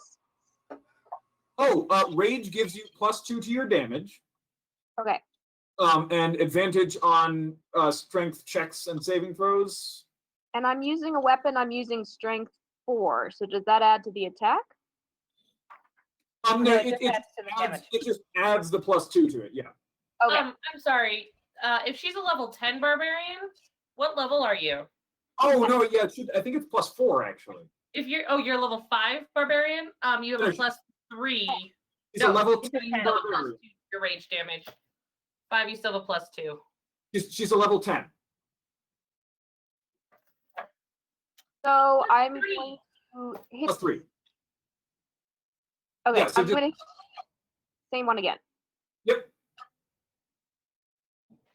Oops, sorry. 25 and 19. Oh my god. So now I think you can just click on the damage next to it, and that should also automatically calculate at it. Cool. You hit him twice.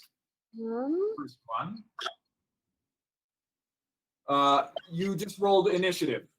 yeah, I know. I don't have no idea how that happened. So you should be able to so if you click down on the 1d8 plus 5 slashing and just drop it. What I did. That's what you did?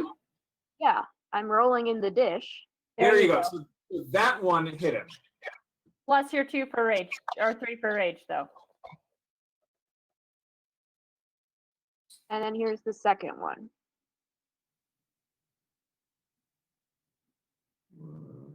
So 9 plus 16, 25 damage.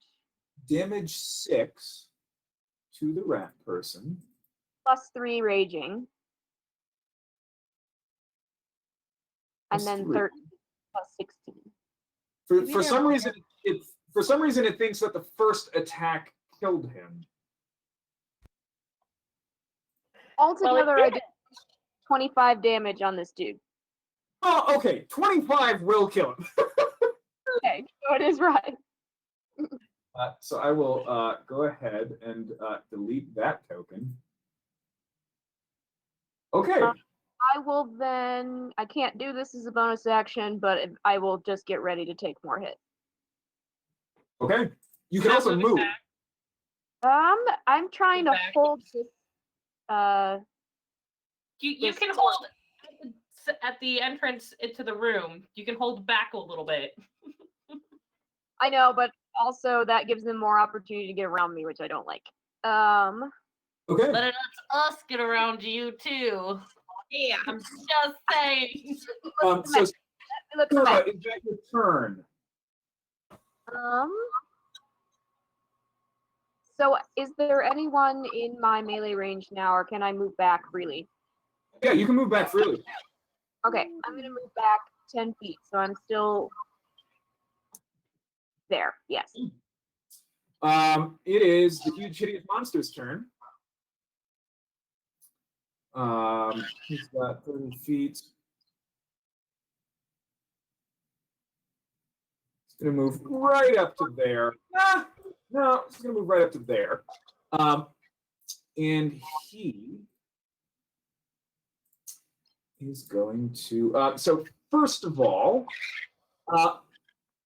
Sura, I need you to make a Constitution saving throw as it turns its yellow eyes on you, and you kind of catch your breath, and you can feel this just sickly energy swirling inside you. I didn't know it was possible for it to get nastier. You are going to take. Wait a minute. I can click on him. Beth, it tell always you- gets worse. Yeah, that's the name of the show, Beth. It gets worse. Here's my Okay. initiation. You take 16 points of necrotic damage. Why did that not? Oh, it didn't apply it to you. Damn it. All right. Someday I'll understand how Fantasy Grounds works. All right. So you take 16 points of necrotic damage, and you are currently incapacitated. I cannot be incapacitated. Wrong. You can't be charmed or frightened. Because of danger sense. That's charmed or frightened. You can't be. No, can't be blinded, deafened, or incapacitated. Wow. Cool. Nice. Look at my danger sense. I call bull. Second level, you gain an uncanny. No. To gain, so you have advantage on dexterity saves against effects you can see, but in order to have that advantage, you can't be incapacitated. Okay.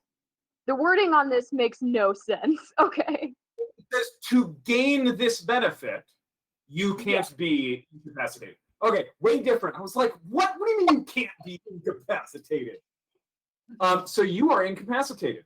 Your hit points are still, you take 16. You're not at 0, but you are incapacitated for the moment. Okay. Cool. That was just a trait. Oh, no, it wasn't. That was his deadly gaze. And then it can make 2 claw attacks. So it will then walk up to you And it will make 2 claw attacks, which I think have advantage because you're incapacitated. What does incapacitated do? They gotta beat a 19.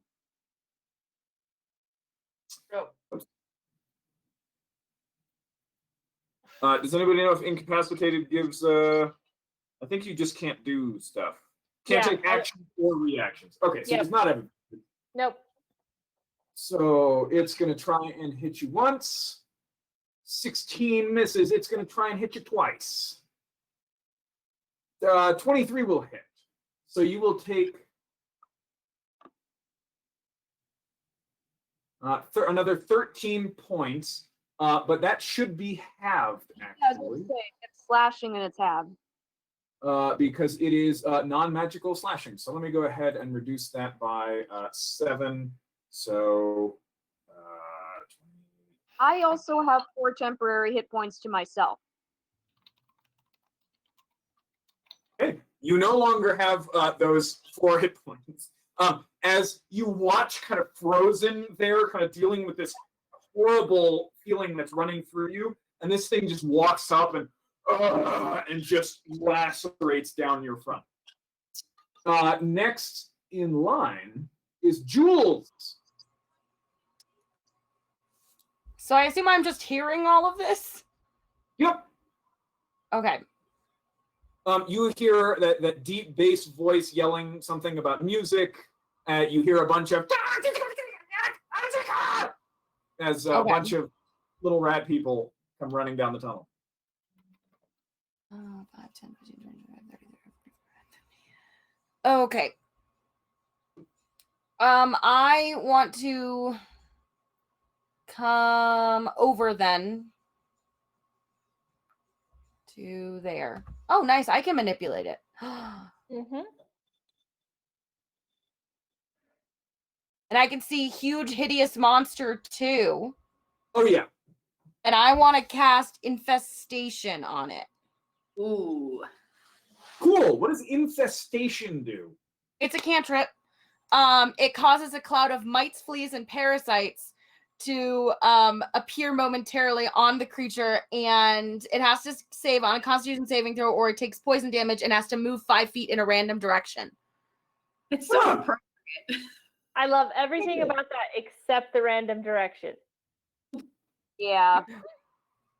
It rolled a 12 on it. Oh, I'm sorry. It rolled an 8 on its con.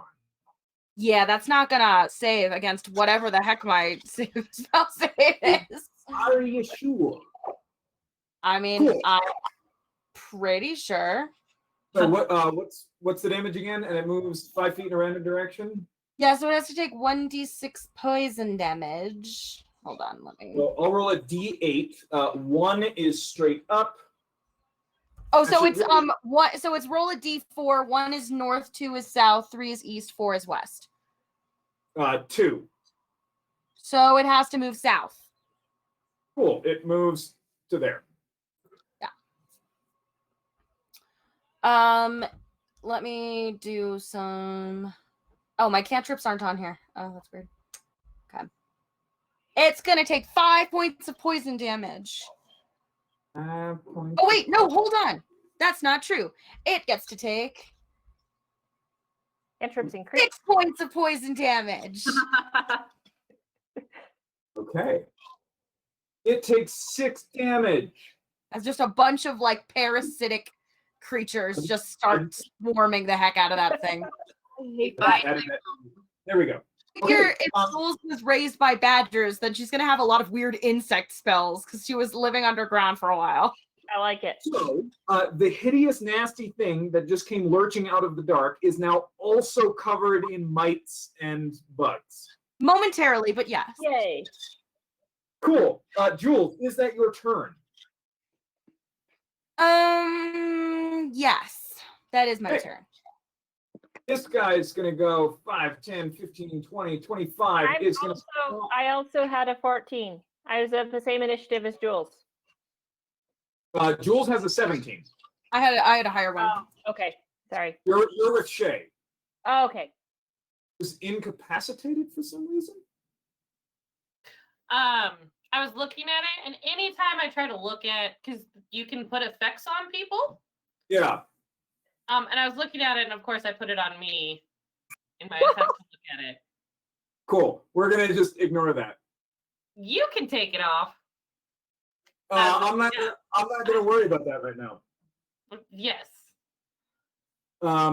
Enemy is not. Oh, that's dumb. Cool. It's gonna chuck a dart with disadvantage. There are so many things on the screen. This guy, where is he? Okay, dart, ranged attack on you. But it's with disadvantage. 15 is not going to hit, so he throws a dart that just goes whizzing by your head. Those of you who are in the room who can't see down this hallway, you're just hearing like screams and shouts and impacts, and occasionally like a burst of energy or a knife will come flying from the tunnel into this room. Oh, nice. As they cannot seem to hit her. Okay, well that's going to be his turn. This guy is going to double dash. Here you go. Oh no, he doesn't need to. 5, 10, 15, 20 is going to run right up to you, and this guy is going to hit you. Ready? Because he's gonna. Short sword. 2 attacks. First attack. Aha! 14. Misses. Second attack. Aha! There we go. 23 or 25. So you take. This will be halved. Yeah. You take 5, halved to 10. Okay. So you still unable to move. Watch as just rat after rat comes up and attacks you, and you're managing to like just get out of the way and block, but somehow this is happening. Oh, it didn't hit you with both though, so it does not get that feature. Next, we are on to Emrys. All right. So since this is my first round, I have 10 extra feet of movement. Because that's a gloomstalkery thing. Okay. So I have 40 feet. So I want to get right by Sura. I should be able to do that, yes? Right by Sura. 5, 10, Right 15, behind her. 30, 35, 40. Yep, you can get to there. Yep. That's where I'm putting her. Okay. Okay. And which one is the biggest rat bastard down here? The biggest rat or the biggest enemy? The nasty person. The nasty guy. Yeah, that's gonna be this guy. You are now targeting him. Cool. I will is Sura within 10 feet of him?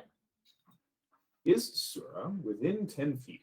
She is just within 10 feet, yes. Fine. Okay, I will just throw a arrow. I'll just shoot an arrow at him. I get 2 attacks. That's fine. Hold on. Bonus action, Hunter's Mark Okay. on him. Sorry, new ranger. Working on it. Where did it go? I need to add rage to Sura, and I'm not sure how. We'll figure it out later. All right. Hunter's Mark. Sorry, trying to figure that out. I want to put on that rat bastard. There we go. Is there a save associated with that? What? Or is there a save associated with Hunter's Mark, or you just put it on? I think you just put it on. Okay. Pretty sure. Let me double check. New ranger. Okay. Shay, you are up next as soon as she is done. Josh, is there any way to get down that tunnel still, or is it blocked? The tunnel that they're coming from? Yes. You could move up to where they are, but they are blocking the tunnel. Nope, there is no save, Josh. It's just, it happens. All Okay, right. Hunter's Mark. And he's Hunter's marked, and now I'm going to shoot him with my bow.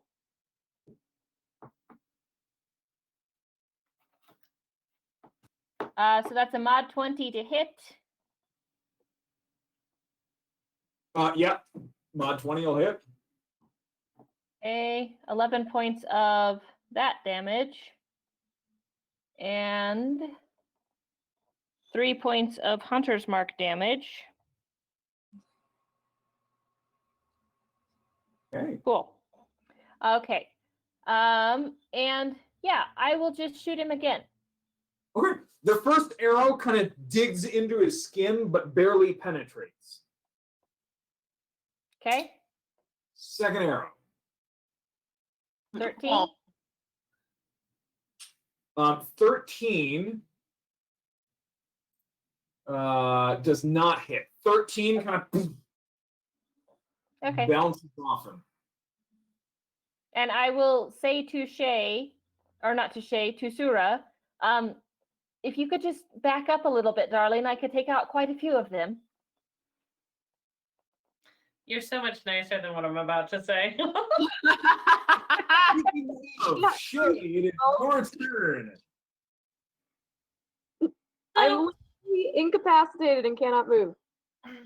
I cannot engage. Can I engage in melee with any of these monsters? Yeah, you can move. Right, so the hallway is large enough that you could get in there and stand next to Sura. Okay, because I will dash to do so. Okay. So action and movement. Oh no, you're an assassin. Bonus action. Multi-class. So bonus action. Good, you've got your action.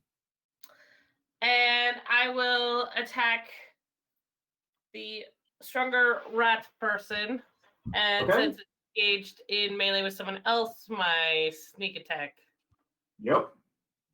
takes hold. So I stab once. And I'm assuming a 20 hits for 20 points of damage. Cool. And then if it's still up, I will attack a second time. So damage 15. Oh, and then another 5. So I can add that other 5. There we go. Okay, and second attack. 11. 11 will not hit. Okay, so the first one you run in and you jam your. Did it add the damage with? It adds the magic, yeah. It did add the magic. Okay, good. Magic's No, it in didn't. already, and my dueling is in. Okay, so 3. Add another 3 then. No. It's already in. My damage is done. Yeah. Okay. Okay. Yeah, my damage is good. Oh, I see. +7. Got it. Yeah. Good. First attack, you jam it into his shoulder. He kind of reels back and then parries your second one. This guy's gonna go 5, 10, 15, 20, 25. There. And is going to attack. This is just one of the rat people. He is going to attack you, Shay. Okay. Pack tactics gives him advantage. So he's going to hit you with. Oh. Yeah. So he's going to hit you with. Not that. There we go. He's going to try and hit you with a dagger with advantage. So. This is going to work. Go. 15 looks like it just hits. A 16 does, yes.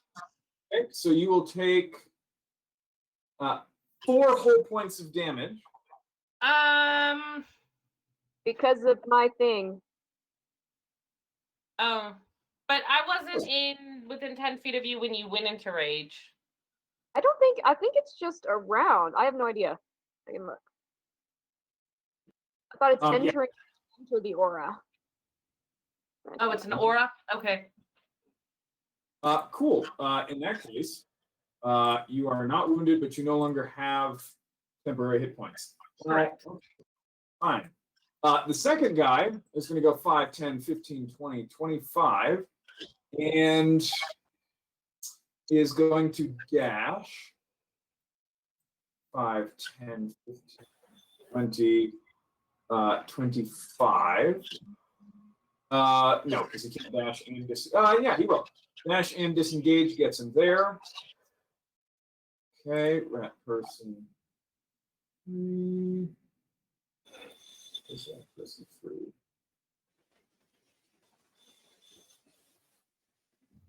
They can get past me without evoking attacks of opportunity. He disengaged. How can you disengage and dash? Rogue. Oh. 1, 2, 3, 4, 5, 6. Oh, whoops. You don't even exist. Get off of my. You also don't exist. What is Is he doing the thing where he's moving through our space? Can he do that? I know there's jokes about rodents and things, but these guys are just multiplying on my initiative tracker here. 1, 2, 3, 4. I regret inputting all of this into Fantasy Grounds. It is way faster to just do the math in my head. This is stressing me out. 1, Okay. 2, 3, 4, 5, 6. 1, 2, 3, 4. Okay, the right number of people are now on the field. It is now top of the round. Olga, you're up. All right.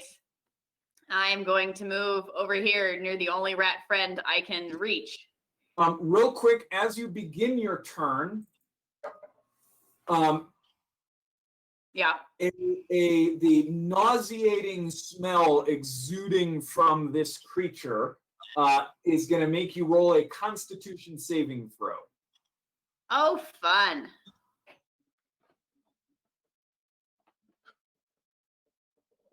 Ew.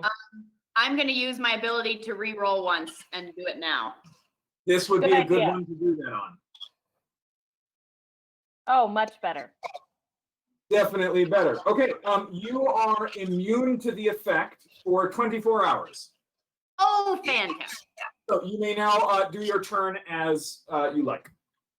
I shake it off. I gag a little bit. It's gag worthy. And- yeah. And then I am going to do 2 attacks. Finding my actions. 2 attacks with my katana. There's the first one. There's the second one. Oh God, yeah. Do me a quick favor and can you on there. That's fine. I'll add this one. And you were attacking. Sorry, I didn't target it. The one next to me. Oh, that Rat. one. Okay, that's fine. I'll just add it to his. That's number 2. That's 21. There we go. And then I'm going with my bonus action. Okay, that one dies. Oh, You run up and you just eviscerate him. yes. That's am I able to split my movement? Oh yeah. Okay, so could I target that dude if I moved a little bit? Yeah, you can move right there and get him. Okay, cool. So I'm going to target that dude with my bonus action. Because I'm awesome. Oh, that's bad for him. That's bad for him.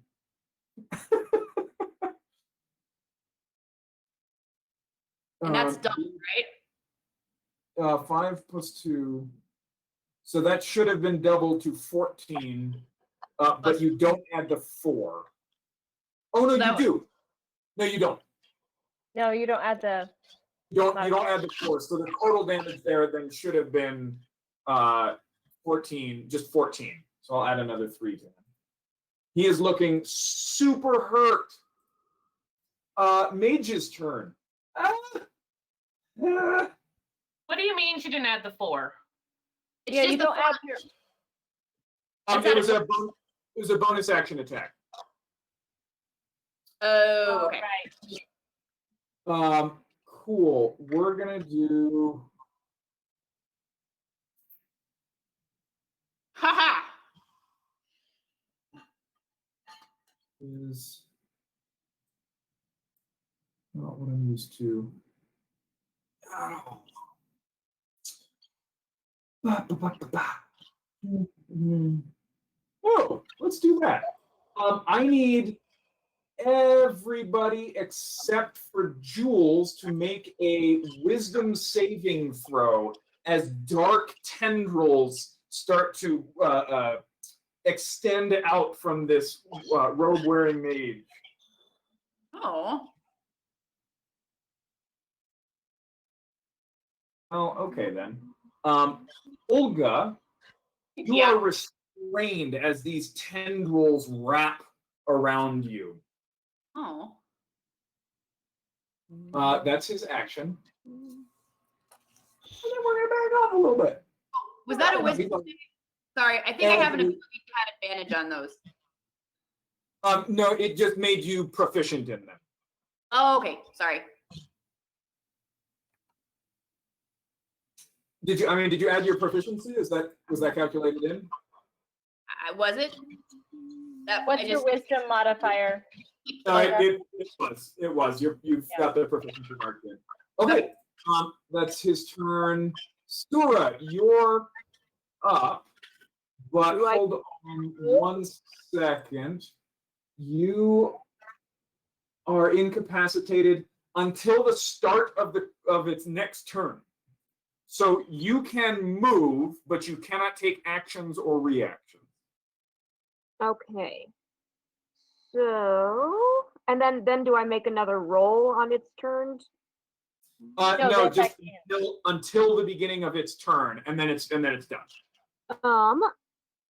Then I will.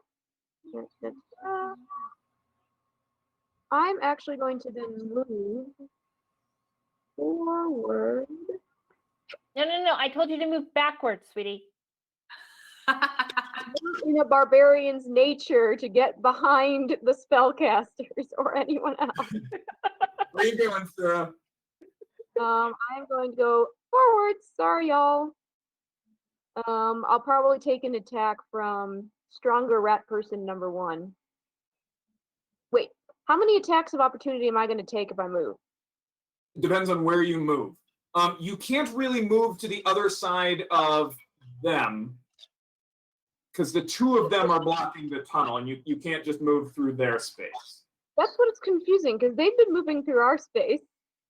Yes, because they are small and nimble and can move through the spaces of larger creatures. Okay. And, yeah. Well, that means I can't go backwards either. What? I can't go backwards either then. You can move through friendly spaces. How is that? Never mind. Because it's like, excuse me, and we scooch. I'll stay where I am. Okay. That brings us to its turn. It is going to. Good. Shay, I need you to make a Constitution saving throw as it turns its yellow bulbous eyes to you.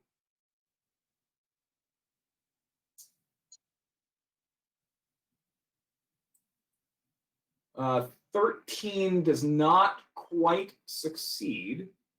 So you will take, Shay, good. You will take 20 points of necrotic damage as just the evil seeps in. You are incapacitated until the start of its next turn. And then I need everybody except Jules to make a Constitution saving throw. Me, Con. Everybody except you. I was gonna say, again, I thought I was far enough away at this point, but. Natural 20. Ooh. Good. All of those saves succeed. I'm just missing. Oh, no, except for Shay. Oh boy. Okay.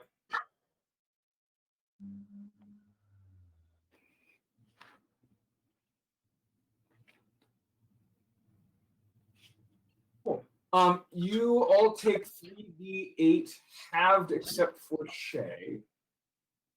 So will this work? No, we'll just roll it in. Okay.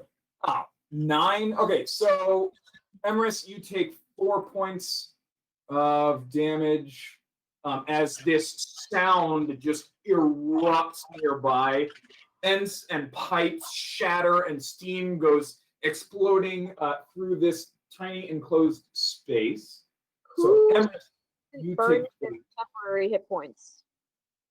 okay, so you take no damage. Olga, where are you? You take 4 points of damage. And I think that would be the same scenario. I haven't used the temp ones either. You also haven't? Okay. Nope. Sura, you take 4. You have used yours. Yes. And Shay, you take 9. As it casts Shatter right on you guys. That is its turn. Yeah, that is its turn. Yeah. Jules. Stated. Jules, you see this happening. You also hear sounds coming from the far left passage. Okay. Oh no. I'm gonna yell, guys, I think there's more trouble. I'm gonna run over up here and I'm going to cast Giant Insect. And I want 5 wasps. You're gonna make me add more things? Yes, I am. I want 5 giant wasps. There's a giant wasp. Oh, look, it's already in the. Okay. Do you get to pick where each one is? Do they just appear where you want? I just transform them. They obey my commands and they act on my turn. Yeah. And it's concentration up to 10 minutes. So yeah, I want them for the worst. No. I want you to know that. I know. I want to have them like lining down the tunnel. Okay. We're going to I also just like want to freak out whoever's like running down that tunnel that there are giant wasps. How many? Murder hornets. You get 5? Yeah, I get 5 of them.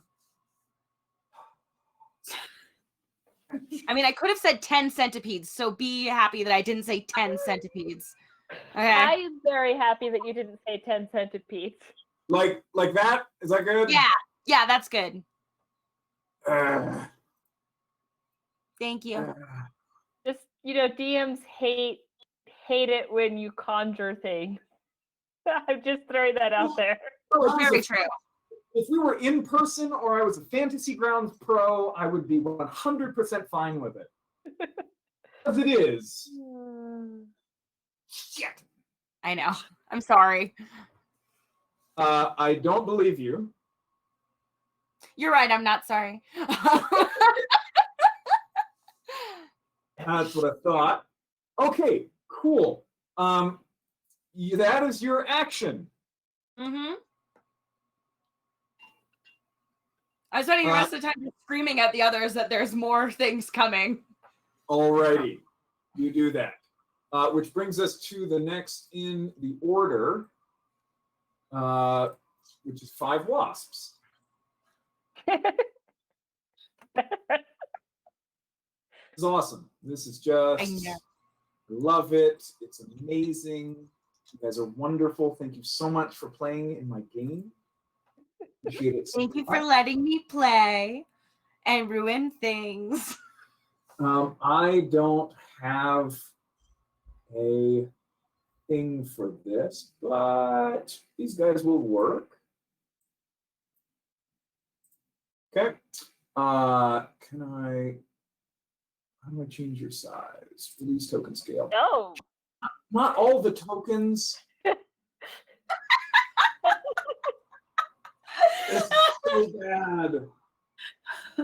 They're like oh, you made it bigger. Woo! Well, I mean, everybody bigger is the problem. Yeah. Yeah, everybody's huge now. I do not know how to fix that. That's okay where they are now. It's not too bad. You just control Z it and undo everything? Oh, that's a great idea. Let's try that. Nope. No. Okay. We're all big now. These things are bigger than you. We're gonna go with that. They're much bigger than you are. Awesome. Oh, Becca, what are you doing? I assume that's Becca because you know more things about Fantasy Grounds than I do. Yes. Hold down control. Scroll down. Got it. Thank you, Becca. Cool. You guys can all be smaller again. Okay. Good. You guys, though, are big. There we go. You see these two massive constructs built of gears and motors and glass come lumbering down the hallway. Nice. You have 5 wasps. I do. What do you want them to do? I want the wasps to attack. Cool. 1 attack each. Is that what it is? Yep. It's What do plus you 4 do? to hit for all of them. Good. Just roll me 1, 2, 3, 4, 5. Give me 5 attacks with advantage, and just keep track of the numbers real quick. Okay. I'm just going to assume that your wasps have movement where they can get flanking on all of them. So Sweet. we'll just Okay, here's 1.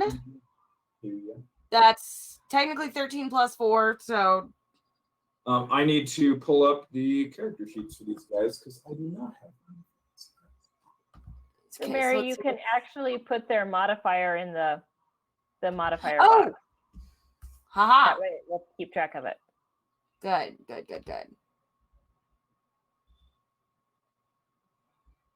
Okay. Shout out to Morden Canaans. 17. Okay, we're looking at a 17, a 13, a 14, a 20, and an 18. 20 and an 18. Give me those one more. Oh my god. The armor class is so low. Cool. Is their armor class below a 13? Cool. Their armor classes are below. It's a 9. Sweet, then all of them hit. Awesome. Roll the damage on that. That's 5d6 plus 10. Yeah. And the poison will not affect these because they are constructs. Okay. So 22 damage. 22 damage. Oh! Wrong block. Armor class is 19. Oh. Well, they're still- then I get 1 of them. Okay. So d6.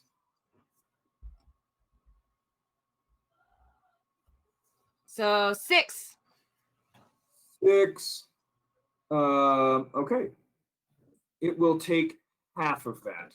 As the stinger runs, as the wasps all run up and stingers are just ping, ping, ping, ping off of the metal of these creatures. Okay. Okay. Wasps. But they definitely look distracted by the wasps. Good. Okay. Good. Shay, the rat right in front of you is going to try and hit you twice. It has advantage because of pack tactics. So short sword attack 1. 23 hits. Second attack. With advantage. Sorry, so that's the first attack. Second attack with advantage is a 2 and a natural 20. Ooh. That's gonna hurt. So you're gonna take the first damage. Okay, so it doubled that one. So that was the crit. Second hit. So this is just the normal attack. 6. And then he also gets sneak attack. Where is it? So you just take an extra 1d6. Did that just heal you? No. Oh, okay. Why is there a plus on your? Okay. That's super weird. Okay. That is that rat's turn. The second one, where is he?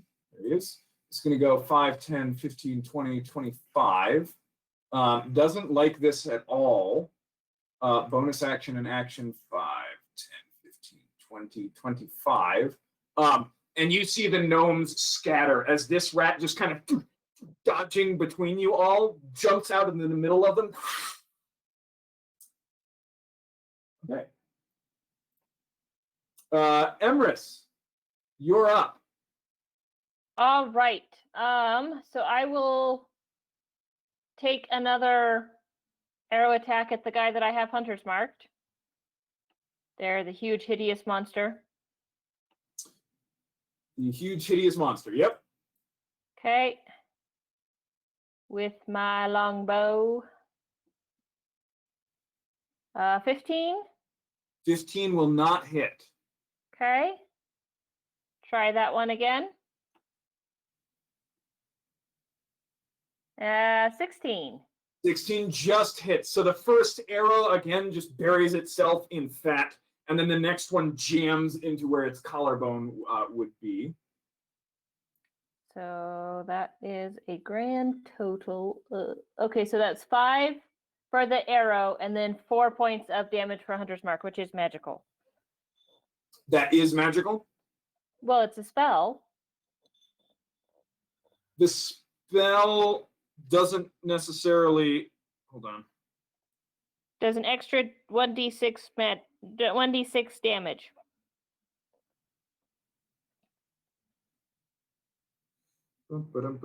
So the spell does not deal damage.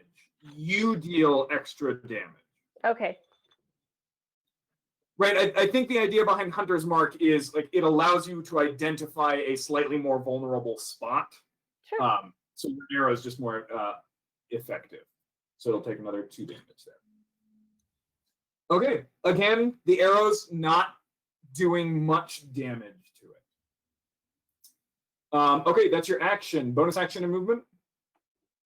Bonus action. I will stab the one that is right in front of me. Yeah. Yep. With my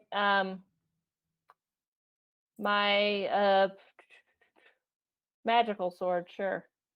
Okay. That's the one that's up in Shay's business. Yes. That's one of the ones that's up in Shay's business. All right. I don't know how to target it. You're already targeting him. Okay, cool. I said it for you. Thank you. All right. So that's 22. Oh God, yeah, that'll hit. Is it possible to not kill him? I don't think so. And that's 9 points of damage to him. He is dead. Oh, Whoops. it's okay. It is okay. He's dead. Okay. And we will be back in just a teensy moment.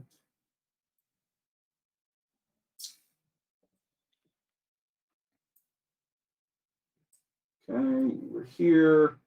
That guy's dead, so we'll get rid of him. Shai was here. I think Olga was actually right there. Oh, I'm so sorry, guys. That was super cool. Olga was back the where she was. I was where she is, and then Shay was where she is. Give me 1 second. Let me get everybody back on the field here. Okay, hideous monsters on the field. You're in the field. Let's see. The rat people are on the field.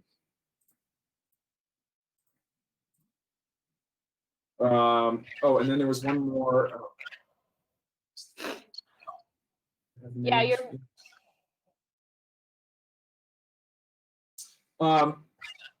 There's one more over here by Shay, right?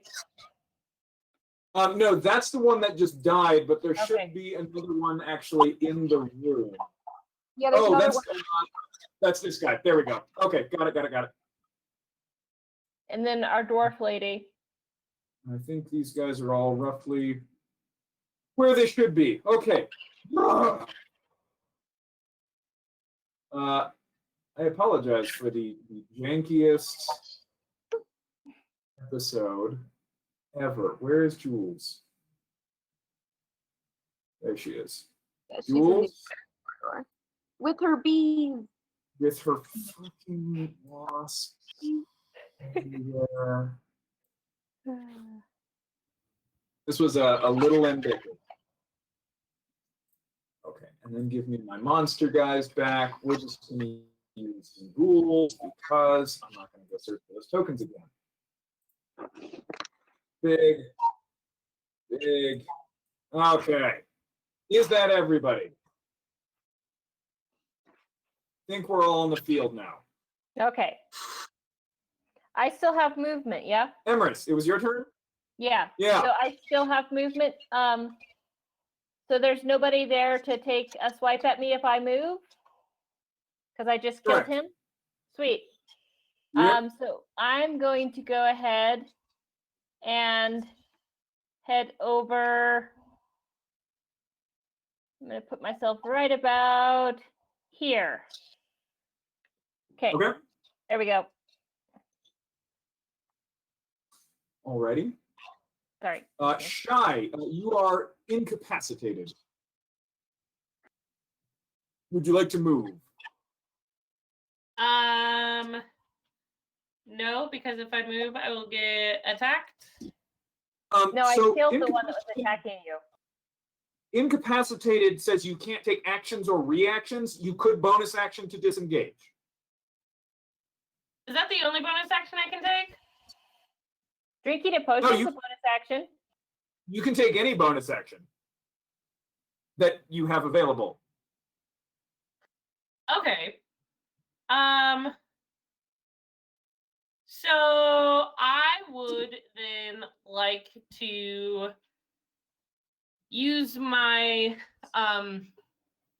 one of my combat superiority dice and use it to bolster my companion as a rally. So I can use and expend one superiority die to bolster the resolve of one of your companions. When you do so, choose a friendly creature you can see or hear, and that creature gains temporary hit points equal to the superiority die roll plus your charisma. Alrighty. So, knowing that Sura is about to go running down and taking out all these things, I'm going to throw some temporary hit points on you. Thanks. All right, so take 4. I'll take them. Lovely. And could you also real quick make me a Constitution saving throw as the hideousness of this No, I will not. creature? Okay. But then I will move away. Okay. You are poisoned. Cool. Good. Okay, that actually worked. So you are poisoned for 1d8 rounds. Okay. And you're going to need to make a saving throw at the end of your turn. Wait. So now? No, it only happens again. Okay, never mind. No, that's it. Okay. Okay, so somebody's who's bolstered? Sura? Sura. And what'd you roll on your dice too? Yeah, so she got a total of 4. Okay. So you have 4 temporary hit points. I actually added it to the sheet this time. Yay. Don't use fantasy grounds if you're going to have 15 combatants. Oh, top of the round, Olga. I believe, if I remember back, I'm grappled, right? You are not grappled. Oh, you are restrained. That's right. My By the arms. thing. Yes. You are restrained until the end of the warlock's next turn. So your speed is 0. Your attack rolls have disadvantage. Other people have advantage against you, and you have disadvantage on dexterity saving throws. Okay. Is there anything I can do to break free of that? No, it's just until the rat's next turn. Okay. And I can't reach him from where I'm at, I don't think. Correct. I mean, you can get the rat that's right next to you. You're just attacking at disadvantage. There isn't one that's right next to me. There's one that's right next to Sura. I am sorry. You are Olga, not Sura.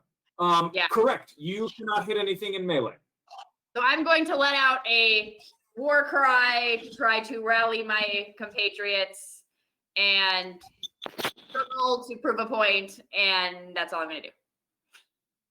Okay. You roar your rage and your fury, and it echoes through the hallway.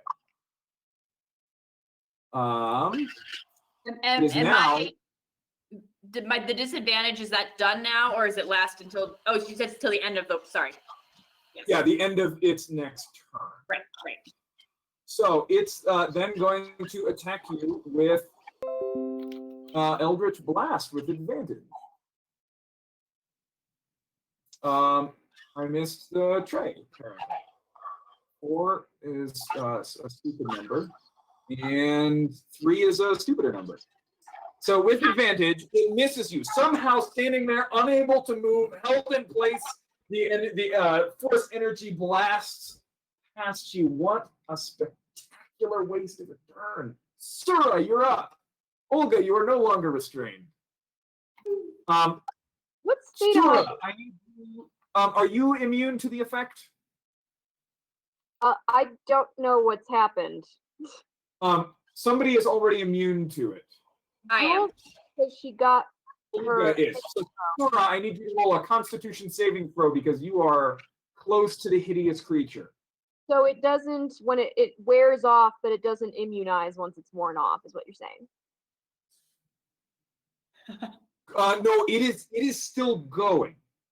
So I'm No, still I'm sorry. He's already been incapacitated by it once.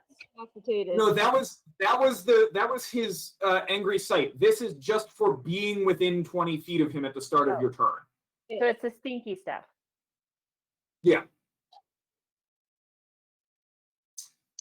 19. 19. Okay. You are also immune to this for the next 24 hours. So you may take your turn freely. Okay, then I will smash the dude next to me to begin with. Okay. Let me go to my actions.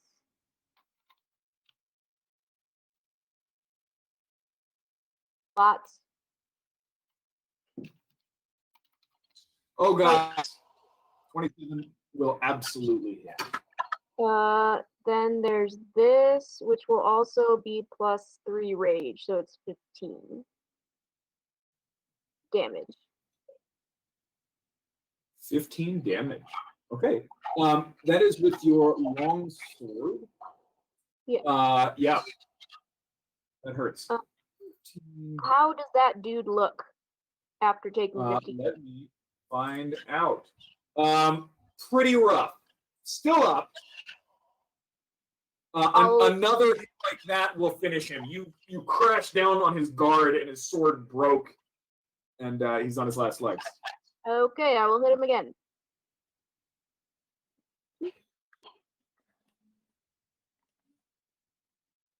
Not so much. 12 does not quite hit. Okay. Then I will. Let's see. I don't think I have any other bonusy things to do. I don't have a light weapon in the other hand. So I will see where I am. Okay. Today's monster's turn. Sura, make another con. Does it happen with the sight?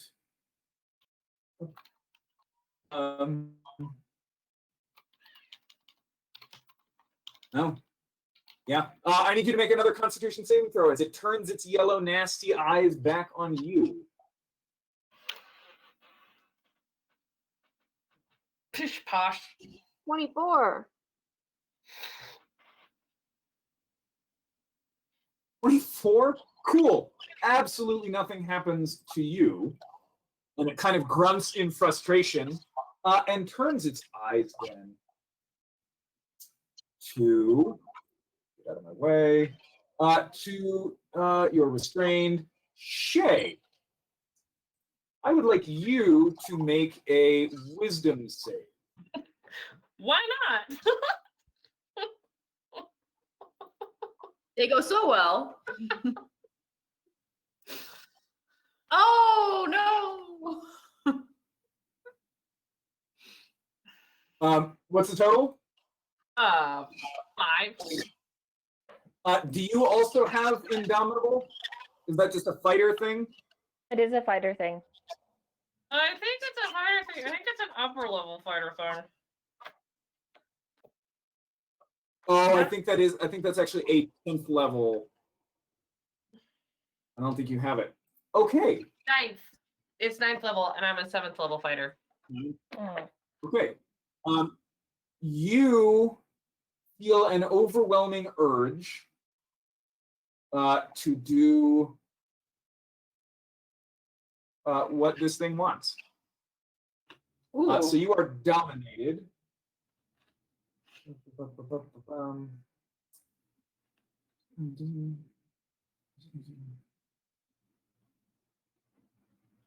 Okay.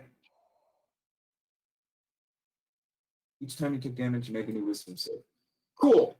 At which point it's going to say, you hear in your mind, attack. Do you have any ranged attacks?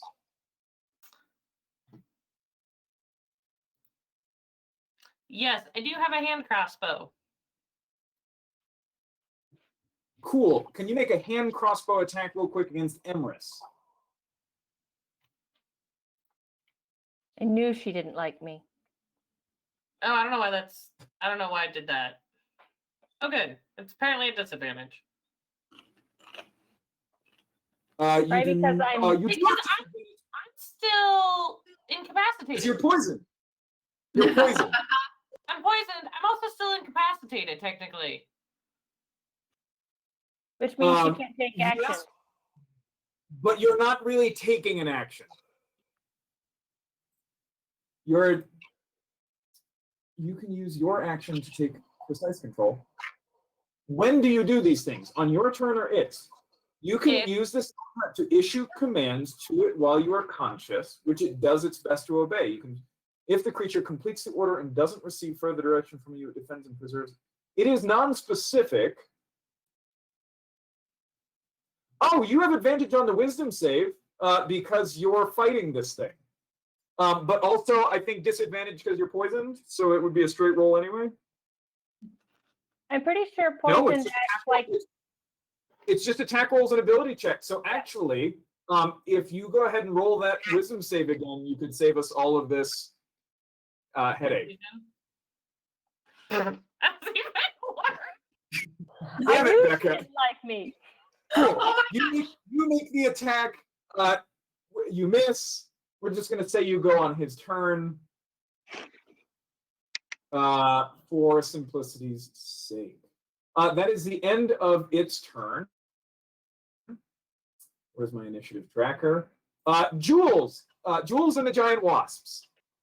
Band's name, I call it. You're up. That or a children's book. I like it. Mary, you are muted, love. I was saying that Jules and the Giant Wasp sounds like the name of Jules's fantasy band. So, which I'm okay with. If I want to cast another spell, do I have to make a save for concentration or no? If you cast another concentration spell, you automatically lose your wasps. Right. That's not the plan. No. Or that wasn't So the if it's plan. not concentration, you can just cast another spell. Okay. Point of order for giant insect. Uh-huh. You do not summon these creatures. You have to find them and you make them bigger. It's too late, so we're just gonna run with it for now. I assumed that there would just be a ton of insects, like if there are like all of these other creatures, then there would have to be some kind of weird bugs all over the place. But sure. It's not unfeasible that they're down here. She's a druid. She just carries wasps around with her. Yeah, they're my friends, you know. So it's concentration. You can cast any other non-concentration spell and be fine. Okay, awesome.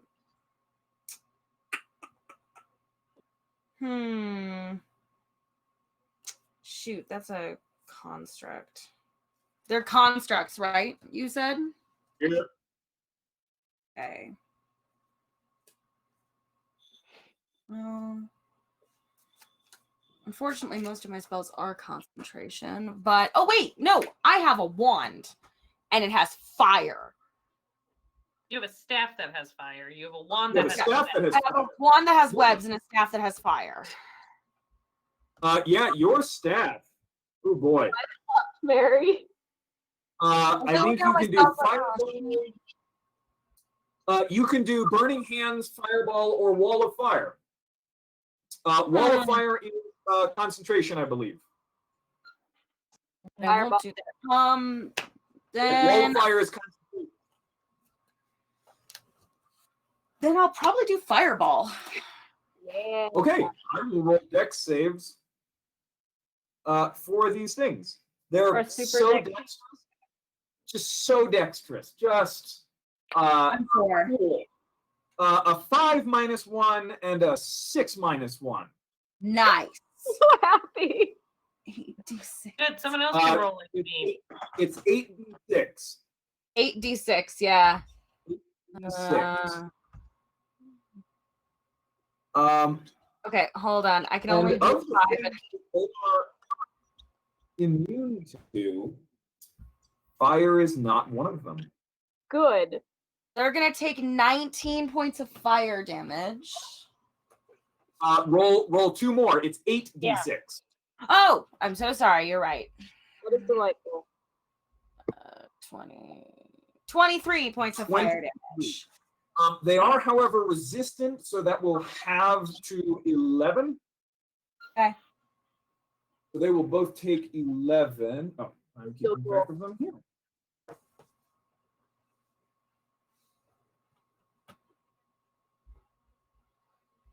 And then all my wasps get to attack, right? Well, if they lived. Oh, that's a good point. They have 13 hit points. Yep. So give me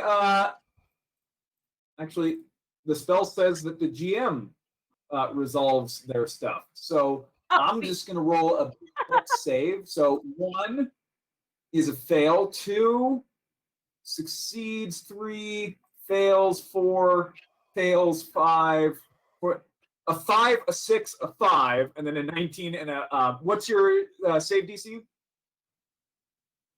Oh goodness. We were just talking about it. It's 8 + 13 + proficiency. Hold on.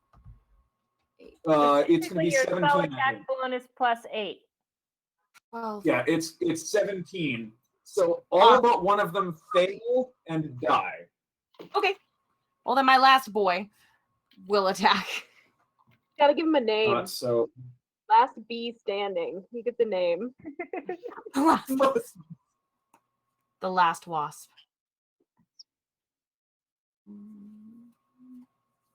okay, they're all dead. Good, yeah. go ahead and give me an attack roll for the last wasp.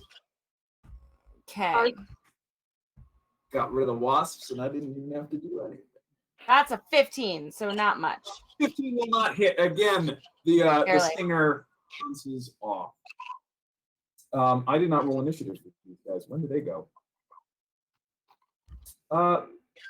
They go on 15, which is not yet. Okay, that's you. That's the giant wasp. Okay, rat people. Rat person 1 is going to attack. No, we're going to hop in here and we're going to attack Olga because we will have advantage. Do I get Therefore, attack opportunity? Or no? he did not leave your threatened area. Dirty 20 to hit, so damage plus sneak attack. Oh my god. Effect. I don't want to add an effect. I want to do damage. 6. There we go. Olga. 5 plus 6. Okay. And then a second attack with advantage. Why does he have advantage? Because she is restrained, so all attacks against her have advantage. Not restrained anymore. That's true. You said it ended after You are the. restrained. Oh, you are no longer restrained. That is correct. So that first hit, he attack rolled a 4, which will not hit. And the second one rolled an 11, 17, which will still hit. Okay, so you'll take one of those hits, but not with the sneak attack damage. So cool, that does that. This one's going to start throwing things at gnomes. No! He's going to use 3. So 3 attacks. 11, 12, 17, all plus. All of those are going to hit. Oh.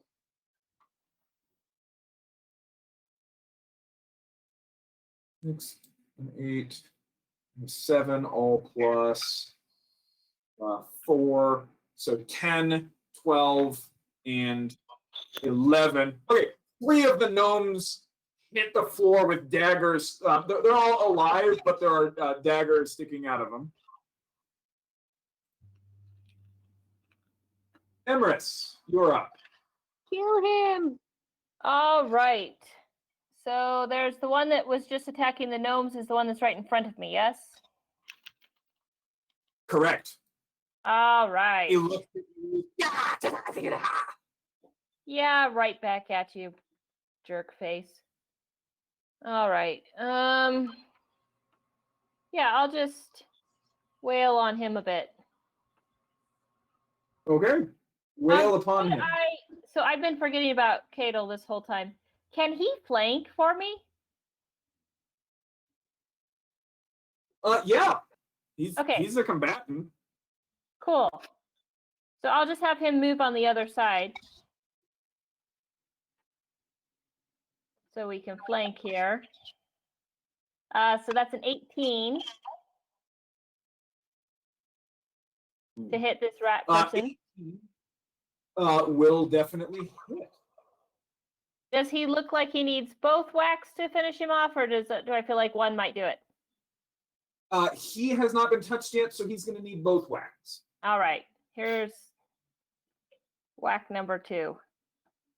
Grace, there's this optical illusion where it looks kind of like you're sitting like on a pillow, and there's like an ocean behind you.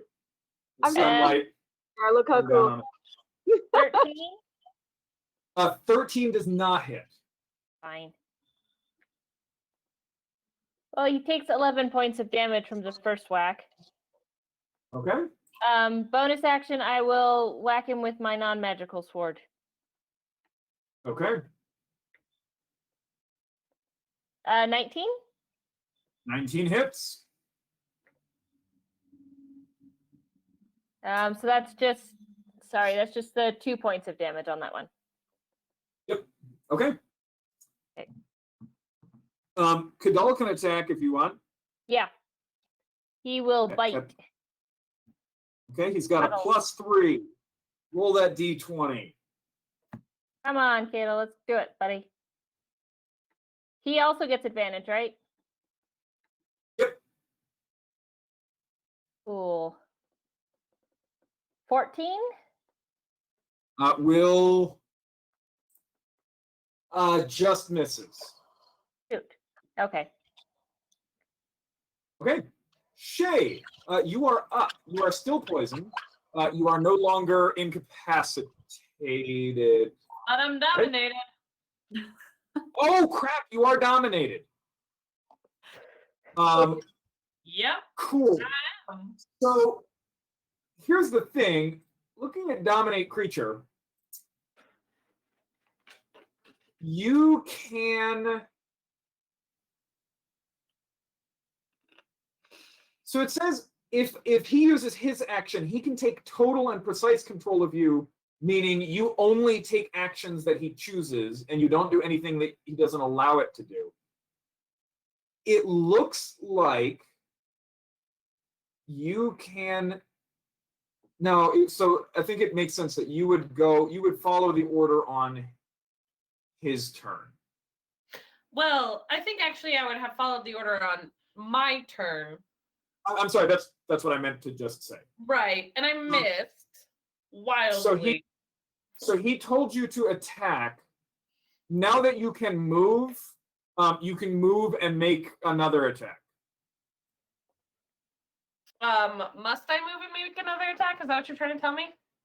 Yes, because that's what he told you to do. So go ahead and give me a.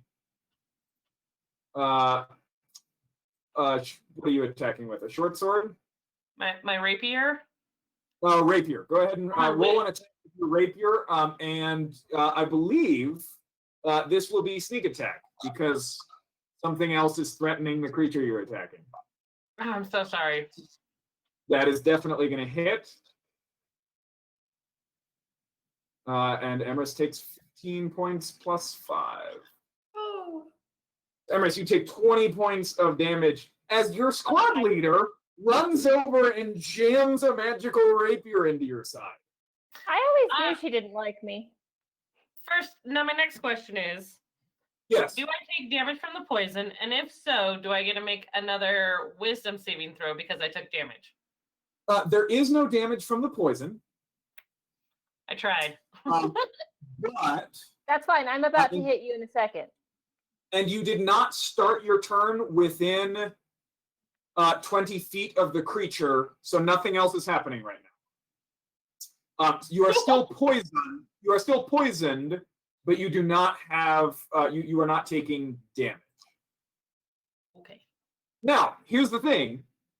All he said was attack. You've still got movement that you can use however you like. That I can't do anything that he doesn't want me to do, so I can't necessarily run away. He did not take his action to take precise control of you. So you have to follow his order. Other than that, you can do what you want. Like, you can take reactions to attack enemies that flee from you. So since I have 2 attacks, I'm so sorry, Jenny. Can I use one to attack her and one to attack him? No, you used both. I just took the one that you did on his turn, and we said, right, okay, it makes more sense for this to happen on your turn. Okay. So you've done both of your attacks.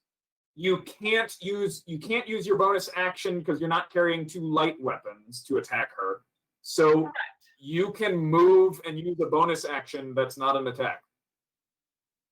That's not an attack. Yeah. Another person is cool, it does not take. So yeah, you could move around to totally screw his to do what you can to screw what he's going to tell you to do next turn. Don't mind me. Run away! And then Emrys, your squad leader, turns and disappears behind a pillar. Would you like to take an attack of opportunity on him? Yes, I most certainly would.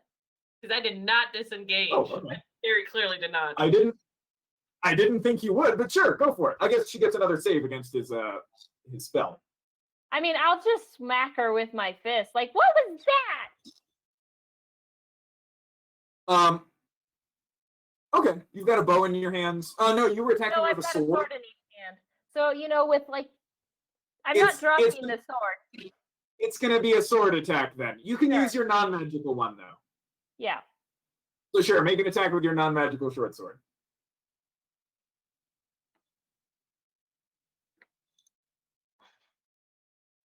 $11. Not going to hit. Shay, you hear the vroom of a sword in the air behind you. Top of the round, Olga. You also see 2 fingers. You are no So longer restrained. You are Yes. still. You are not poisoned. I'm going to set my eyes on Mr. Hideous down here and decide Okay. that I don't care if I draw an attack of opportunity. I'm going to use my action surge. I'm going to run down here. I'm going to do 3 attacks and a bonus action. Cool. I'm gonna do the same. Go attack here against you. It rolled a natural 20 on its opportunity attack. So as you run, you're going to take 10, have 7. You're going to take 7 points of damage.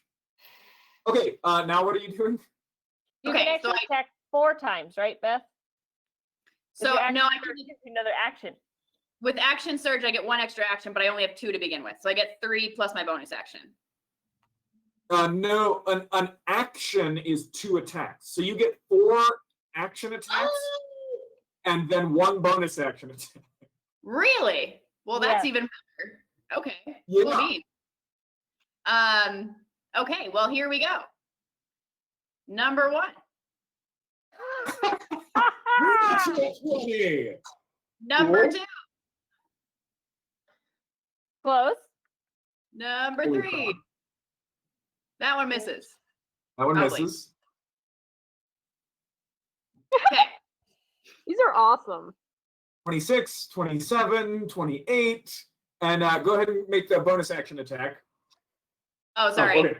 No, that's fine. We'll just do damage. So you're going to roll 2 more d10s.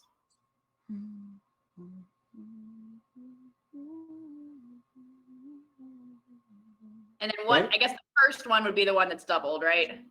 Sadly. Oh, yeah. So go ahead and roll 1 more d10. Just a d10, though, not a damage. Okay. Okay, so that's 12, 21, 25. And then roll 1 more attack. This is the bonus action. Yep. Does that hit? Yeah, 17, I think. And then that'll just be the straight D6. It was indeed. Gosh, those damage So he rolls are not. 27 halved to 13. Okay. So you guys have dealt I was 28 envisioning damage. that being a lot cooler. Olga dips it down the hallway, and it's just a storm of blades, and they are not cutting as deep as you want them to. No. Mage's turn. What did the mage do last turn? Blasted Olga, I think. Yeah, he did the tentacle thing. Oh, he did the tentacle thing. I don't think he can do that again. Oh, he can.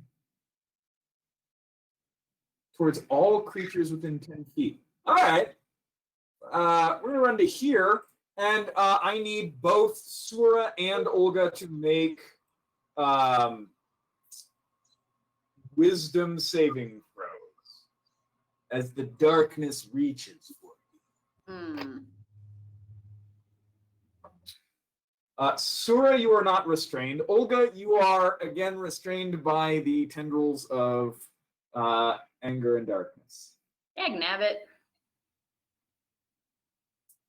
Okay. They're keeping up on status effects, but God, they cannot deal enough damage. And then he's gonna go, whoops. So Olga, you can take an attack of opportunity if you want with disadvantage. Oh, cool. I am going to do that. Go for it. Right? Let's see. You're Disadvantage. looking to hit a 16. Oh, 15 will No. just. Oof. Okay. Okay. Sura, you're up. There's an angry, wounded rat right next to you. There's a not so wounded, hideous monster down the hallway. And there's an untouched rat mage further down the hallway. I'm gonna hit the guy in front of me once. Ooh, I'm sorry, real quick. On the previous round, the constructs did not go. Okay. So sorry, I'm going to run them real quick here. I have a My question about the apologies. constructs. Are they one of big them. enough? I have a question about the constructs. Are they big enough that Yeah. they have to come through the tunnel one by one? Yes. Okay. So one of them is going to lurch forward 25 feet. So 5, 10, 15, 20. And is going to make 2 slam attacks against you. Okay. Rules. So first one does a 17 hit your armor class? It barely does, yes. Okay, second attack. Okay, that one's even higher. You take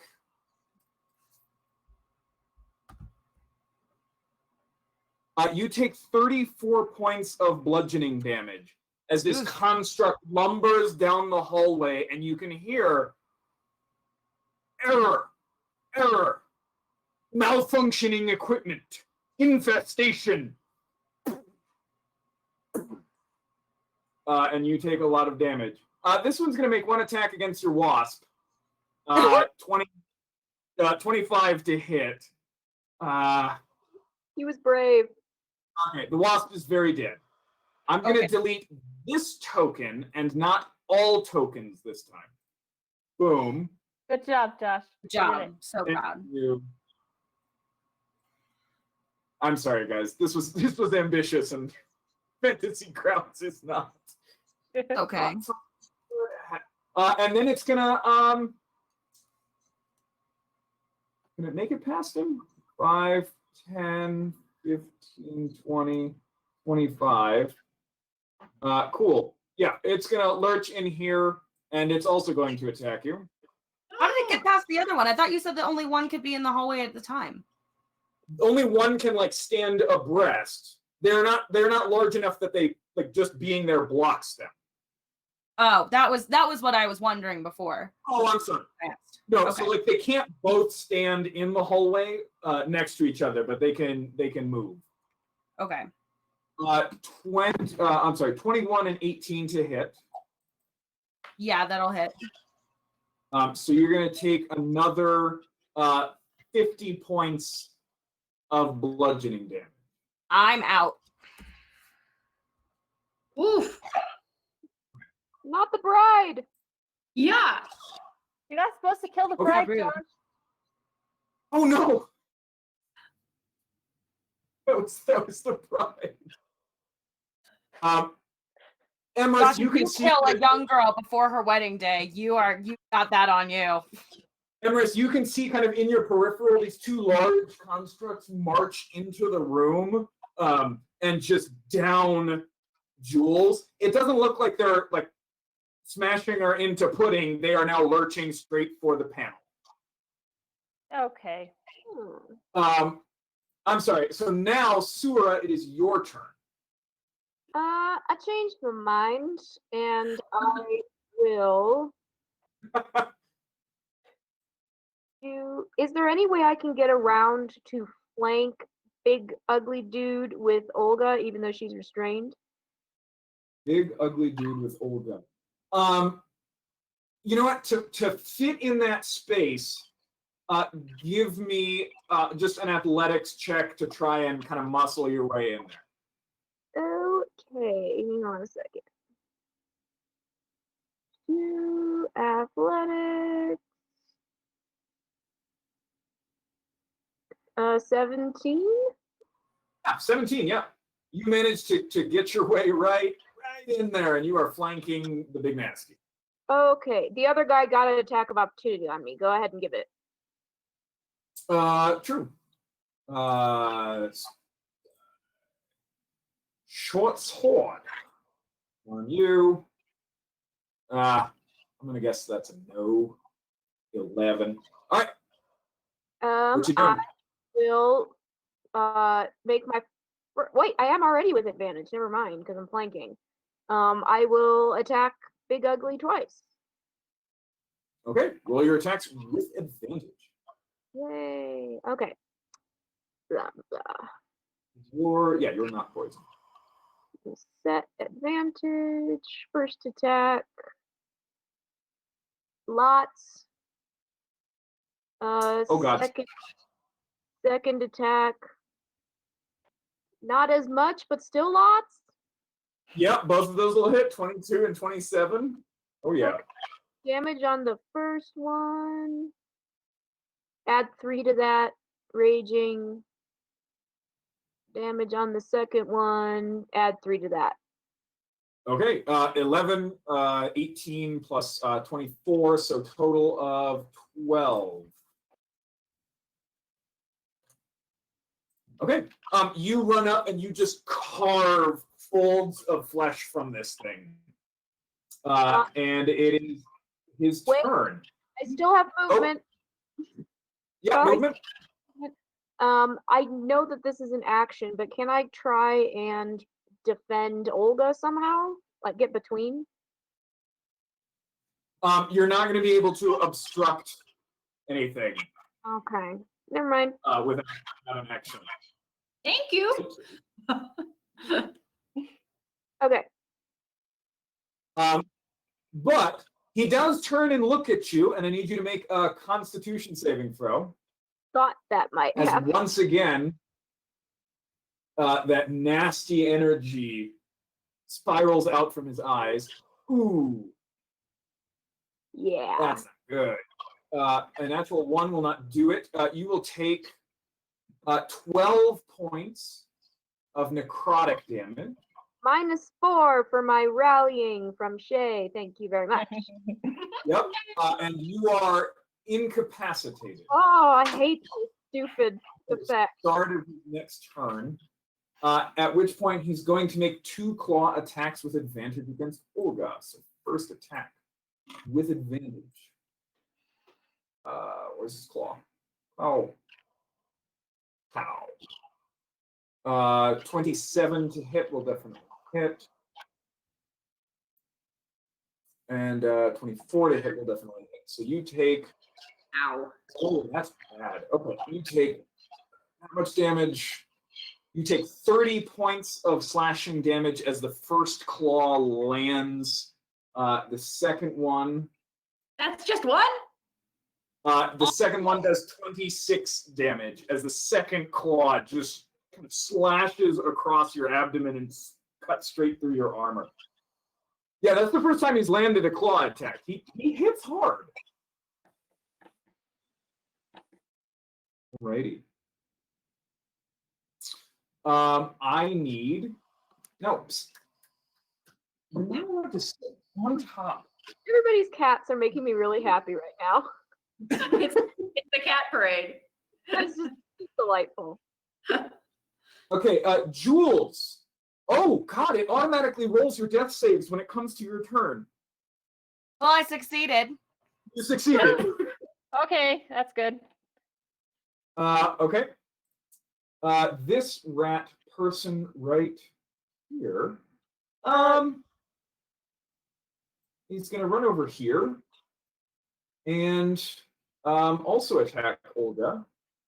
Man, come on! I'm the one who just attacked the leader. Come Yeah, after me. but you're jammed there in the corner, and there's no way for him to get advantage.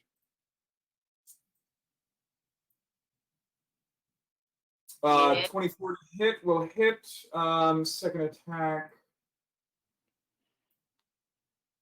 13 That's a miss. misses. Okay, so I mean these guys do tiny amounts of damage. So you take 9 plus a d6 for sneak attack. So you take another 13 points of damage. I'm almost down. Olga's looking really bad. And I'm Second it's rat person. What are you saying? past 9. I might have to go in a bit. We're past Yeah. 9. Sorry. Sorry. Okay, that's fine. Stronger rat person is who we got? He's gonna disengage.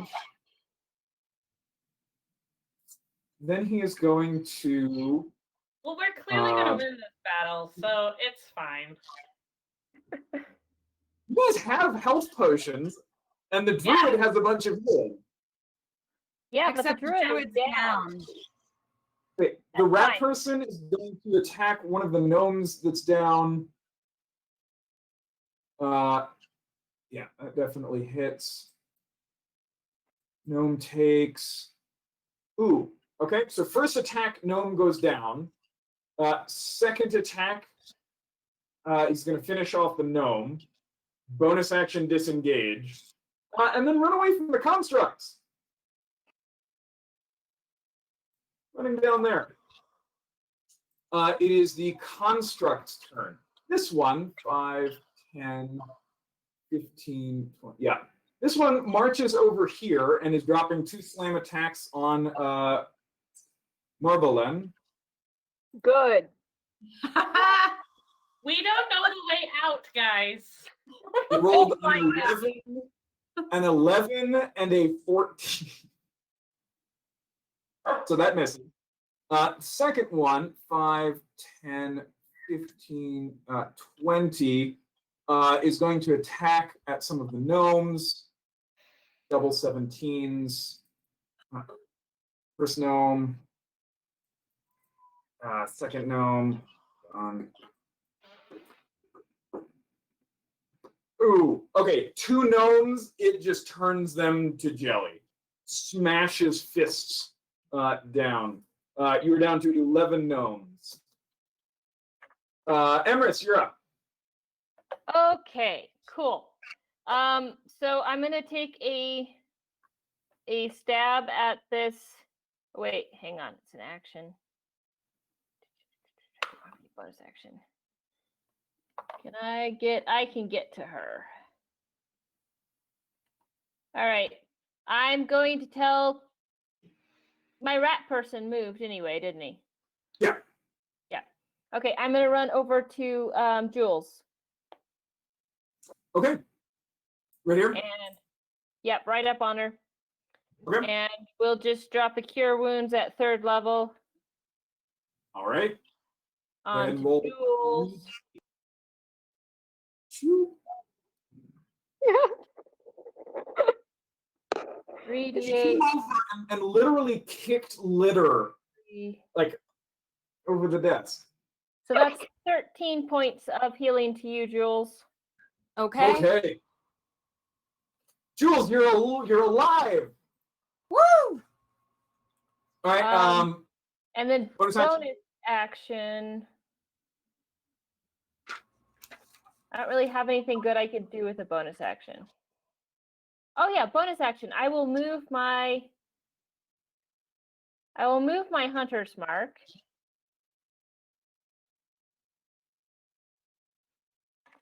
to one of these constructs. That's what. Okay. That's. Yep.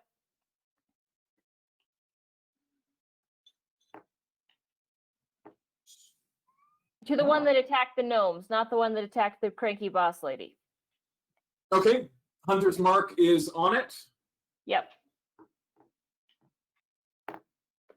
And that's it. Oh, Cato will Okay. attack. There aren't any rat people right there where he can attack them. There aren't any rat people right. You know what? I'm still mad at Shay. Cato's gonna go over and bite Shay. What? Why not? Roll an attack for Cato.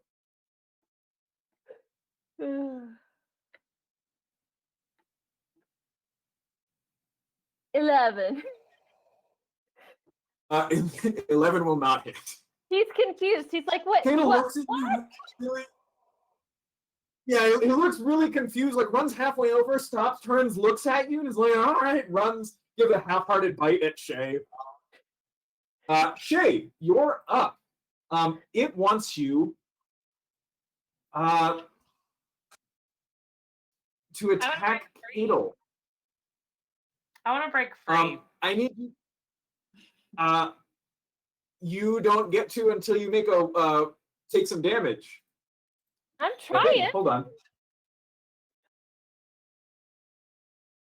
Did you I resist at the end of appreciate each turn? It's just when you take damage. So can you make a short sword attack against an armor class of 12?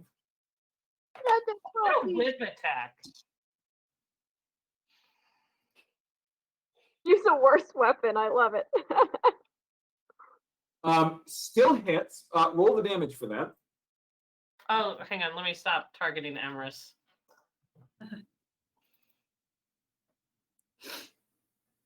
Okay.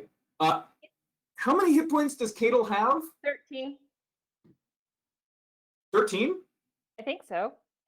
I thought it was 5. Oh, The wait. Mastiff has 5 hit points. Shoot. Does he get any bonus? Does he get any bonus things from? He would if I was a Beastmaster, but I'm not a Beastmaster. Okay. Cadle is dead. Shay just takes the short sword and just jams it down between his shoulder blades. And then Shay, I need you to make a crossbow attack against Emrys. Oh, you're bringing it, girl.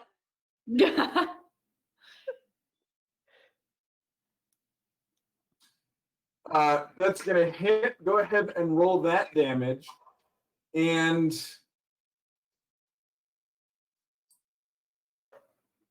you only get sneak attack if. Oh no, but you have disadvantage.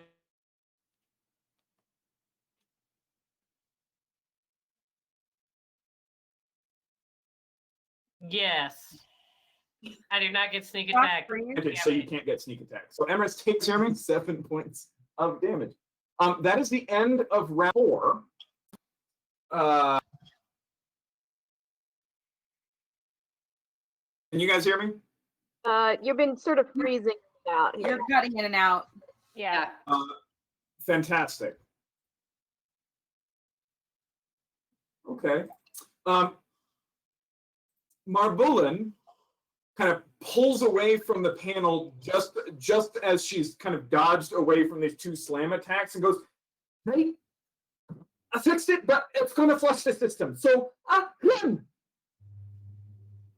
And she is going to take off down this tunnel. The There's center one or the left one?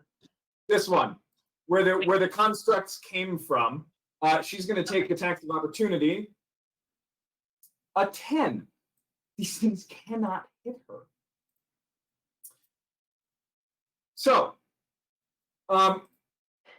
Does she run past my melee range? Quick sneak assassination of our employer. he ran around on the other side of Jules. But in the next scene here, you guys successfully prevented them from killing from both the constructs and the rat people from stopping this fixing. As you guys all flee, the constructs and some of the rats start fighting each other. I know.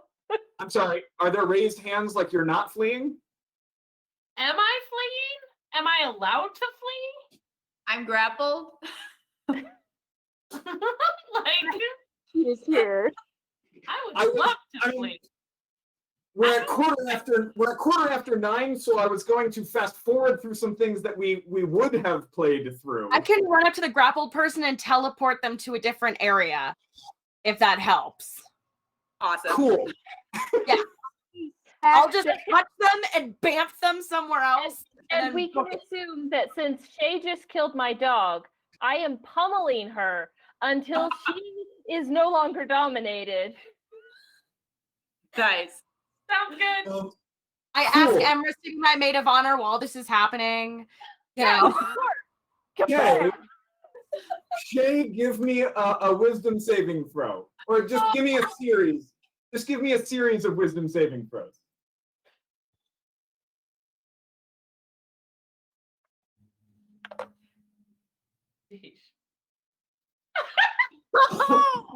Lord.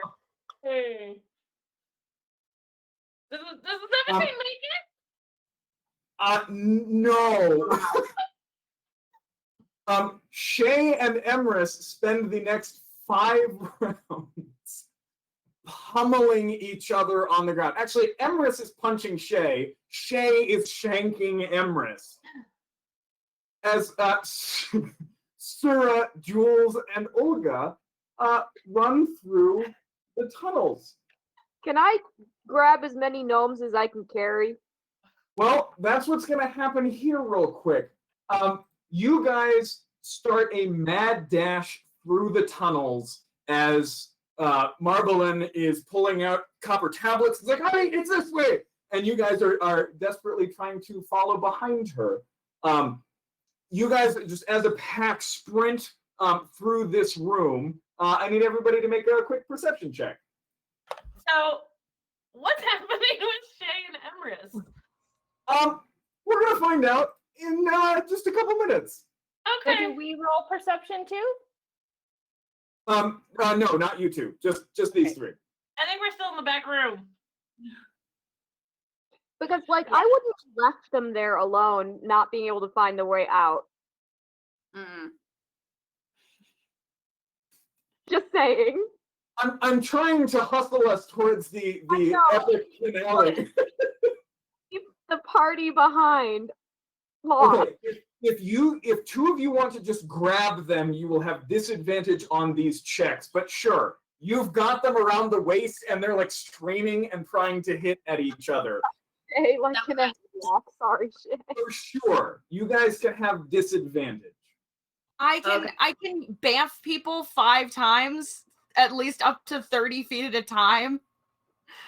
How many bonus people? action. 1 person. So I can, since I'm not tall enough to carry either of them, I can at least teleport someone a lot of times because it's a bonus action. So I can just bamf someone, run, bamf them again, run, bamf them again.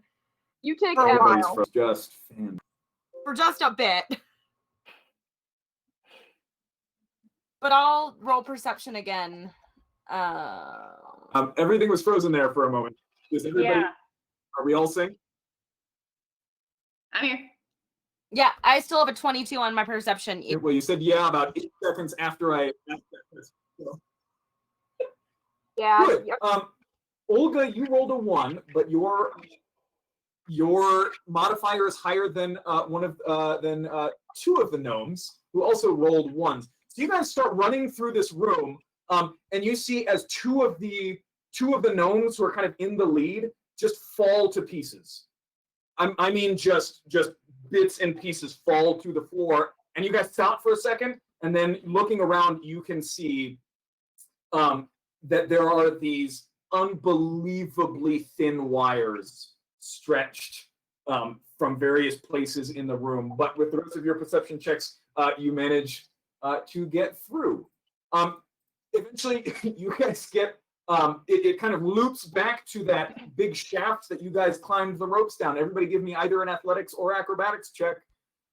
Well, everybody except Shay and Emrys, who are currently trying to beat the hell out of each other, and us. Two of you have disadvantage here. Okay. Oh, I got disadvantage with that roll? Good 2 grief. more. Yeah, you have disadvantage on the next, basically 5 of these, because it took Shay 5 turns to finally snap out. 6, 7, 8, 9. 4 and a 2. Hey, did anybody roll? Oh, nope, another gnome rolled a 1. So as you guys are climbing up the ladders, a gnome plummets. But the rest of you managed to crawl out the top. The way you got here is closed, but Marbolin leads you down another tunnel at this point. steam is now like blasting through the tunnels behind you. I need everybody to make a survival or another perception check. Everybody, including us. Except for you guys. Still at disadvantage? Unless you want to drop Shay and Emrys. No. Natural 20. Nice. Oh, yes. Nobody rolled below a 2. Wait. So another gnome disappears in just a gout of steam as a pipe nearby bursts. Okay.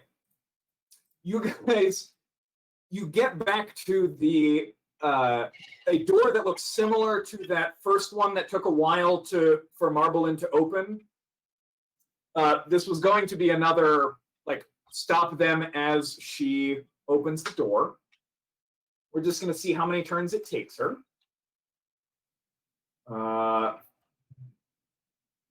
Okay. Everybody give me 4 attack rolls. As you just straight attack rolls with whatever your highest thing is. As you guys have been running, joining you running from other tunnels are all of the other denizens of this section who are also fleeing this purge, essentially. So at this door, you have to hold them off while she tries to open it. 22, 10, 12, 13, 11, 11, 20. Okay. The last 2 is not with disadvantage because Shay has now snapped out of it. Hey. Oh, actually, the last 3. So does that mean Shay and I get to roll too? Yes, you 2 also give me 4, and then Jules give me 4. Awesome. What should I just pick a spell and go for it? Just roll d20s and add your spell attack modifier. Why are Okay. you still attacking me, Shay? Sorry, let me fix that. There we go. I'm not. Hashtag awkward.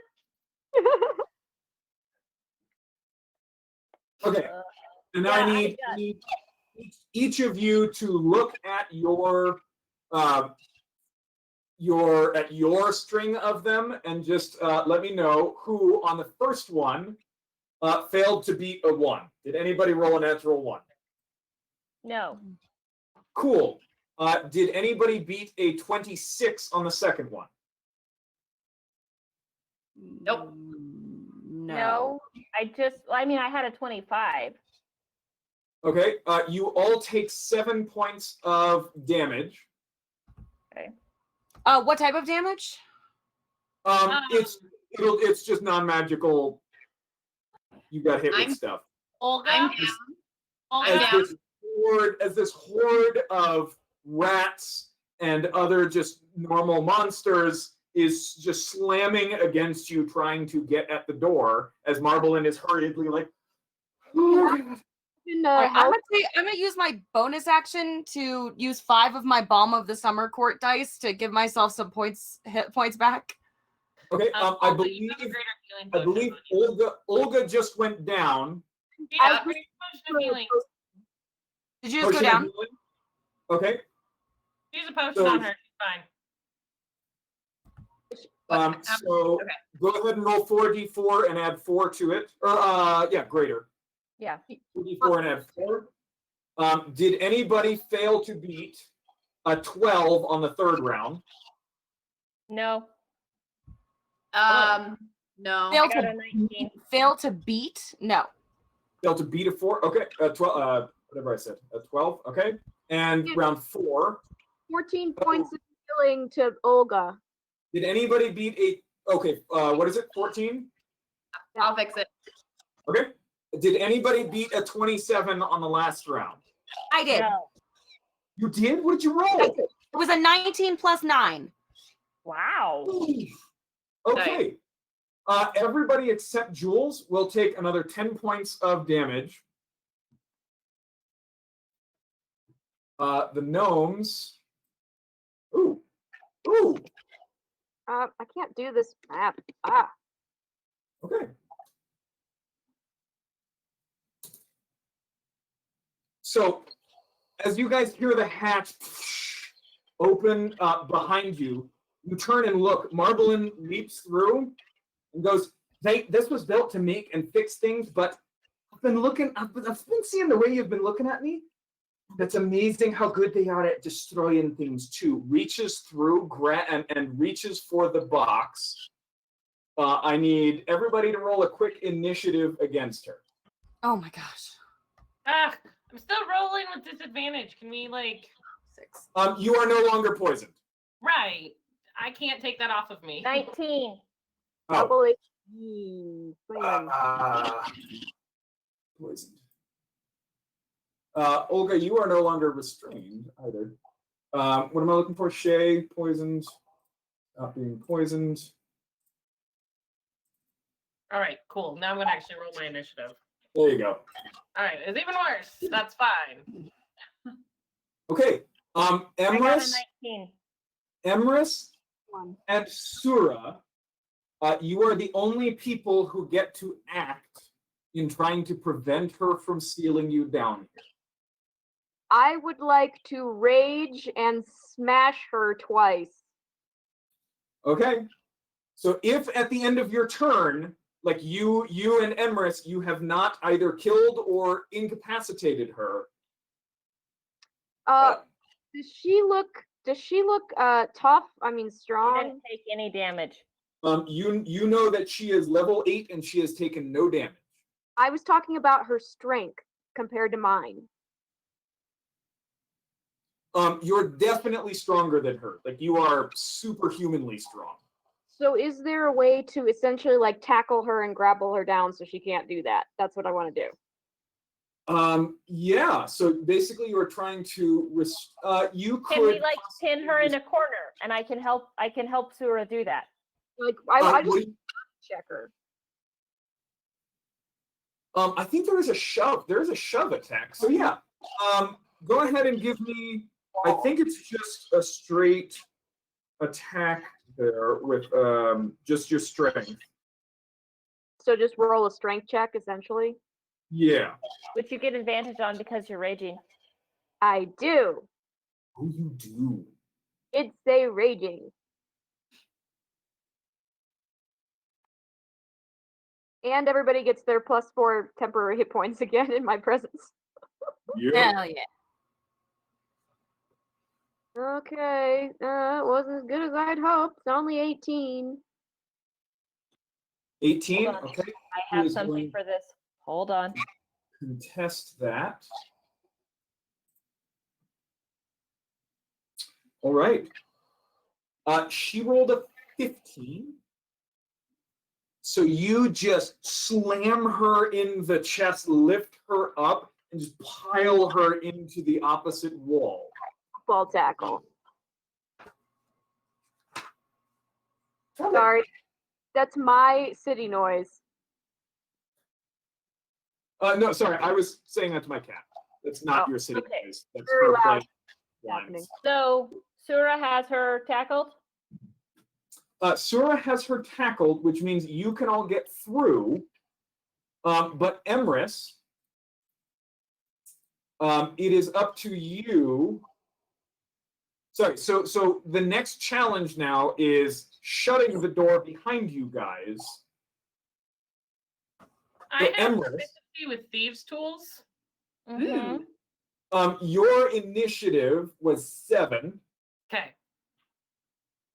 Um, But you just said we so can all it- get through. So right, you're all like through the door, but Emrys is the only one who can react fast enough here to potentially shut the door before the horde comes through. How many of us are there? We're all medium, yes?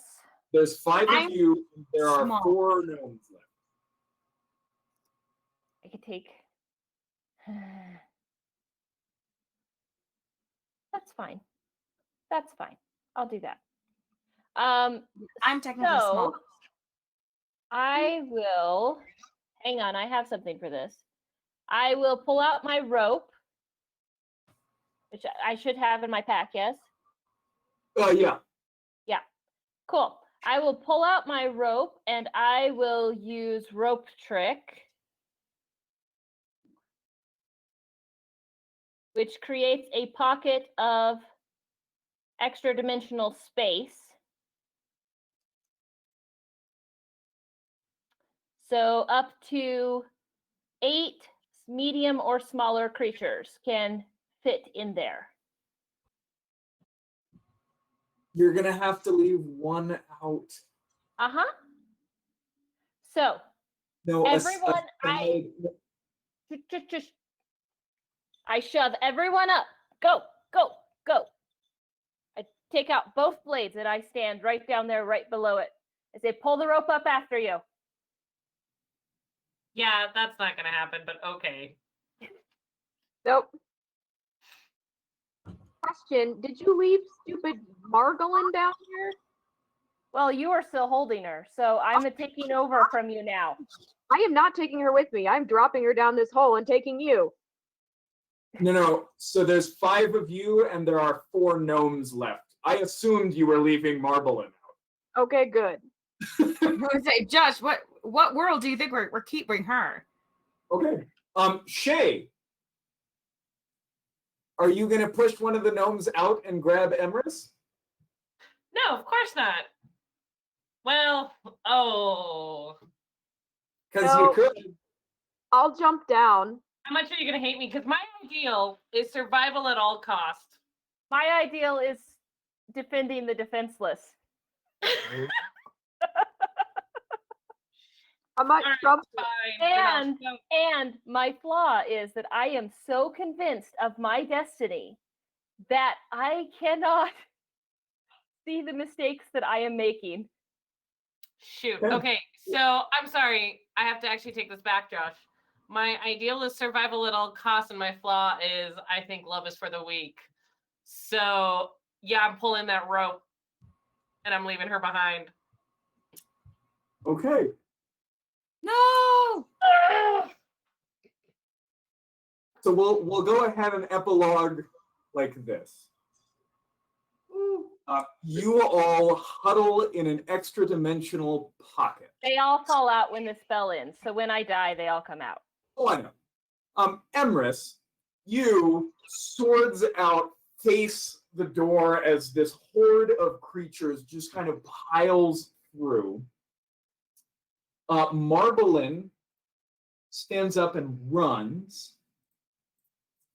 Die. And I'm as gonna shoot her in the back. She does that. you drop one sword turn, give me an attack with that. Because that'll be great. Your last hurrah. Lots of inspiration. You need to hit a 16. Do And it. you know what? I'll give you inspiration. What is that at this level? A D10? Absolutely. Okay. Something like that. Well, it was a natural 20. Holy shit! Nice. That's beautiful. That's Yes. Can you give me the D10 anyway, just because I want a final number? Yes. just annihilator. 31. 31. Emrys, you turn and you look at that symbol of oppression and like literally like the person who has spent this entire time beating up on the defenseless, and you put a bolt right in the back of her neck and she just face plants. And as you turn and look, right, weapons out, the horde comes crashing through, and then right behind them just this wall of steam. And in your last moments, you have fulfilled your destiny. And then it's gone. The rest of you huddle in there for a few minutes. Eventually, the spell kind of unravels and fades. You reappear in the tunnel. The steam has passed through. There are scalded and boiled bodies just all over the place. Emrys, is laying there flat on her back, swords in each hand. Every inch of skin is just cracked and red, and she just has kind of this grim smile on her face. Oh no, it's not grim. A joyous smile on her face. It was joyous before you got like fried, and Sure. that can't really help but be grim. Okay. You guys fulfilled the contract, and you have money for your bachelorette party. And we're missing the maid of honor. Yeah, my Minus- maid of honor is dead. That's Minus fine. one. Your maid of honor wanted to be the bride. You totally had broken her heart by marrying someone else. Okay, so now there was actually a love triangle going on. Perfect. I love Well it. done. Oh, All right, I'm so sorry we went so far over and that everything was so janky there. But I hope you had some fun. It was great. Thank you all for watching. Hopefully next week we will be back with our actual episode. Because if not, I'm gonna have to ask JM to run something for us because I can't do a one-shot a week. Anyway, thank you so much for joining us. Hopefully we will be back next week. We will be here with something. Hey, have a lovely and week. make sure to join Becca on Monday And for do that. Heroes on the Edge of Desolation. Yes. All right, have a lovely week. We hope you are healthy and safe. See you then.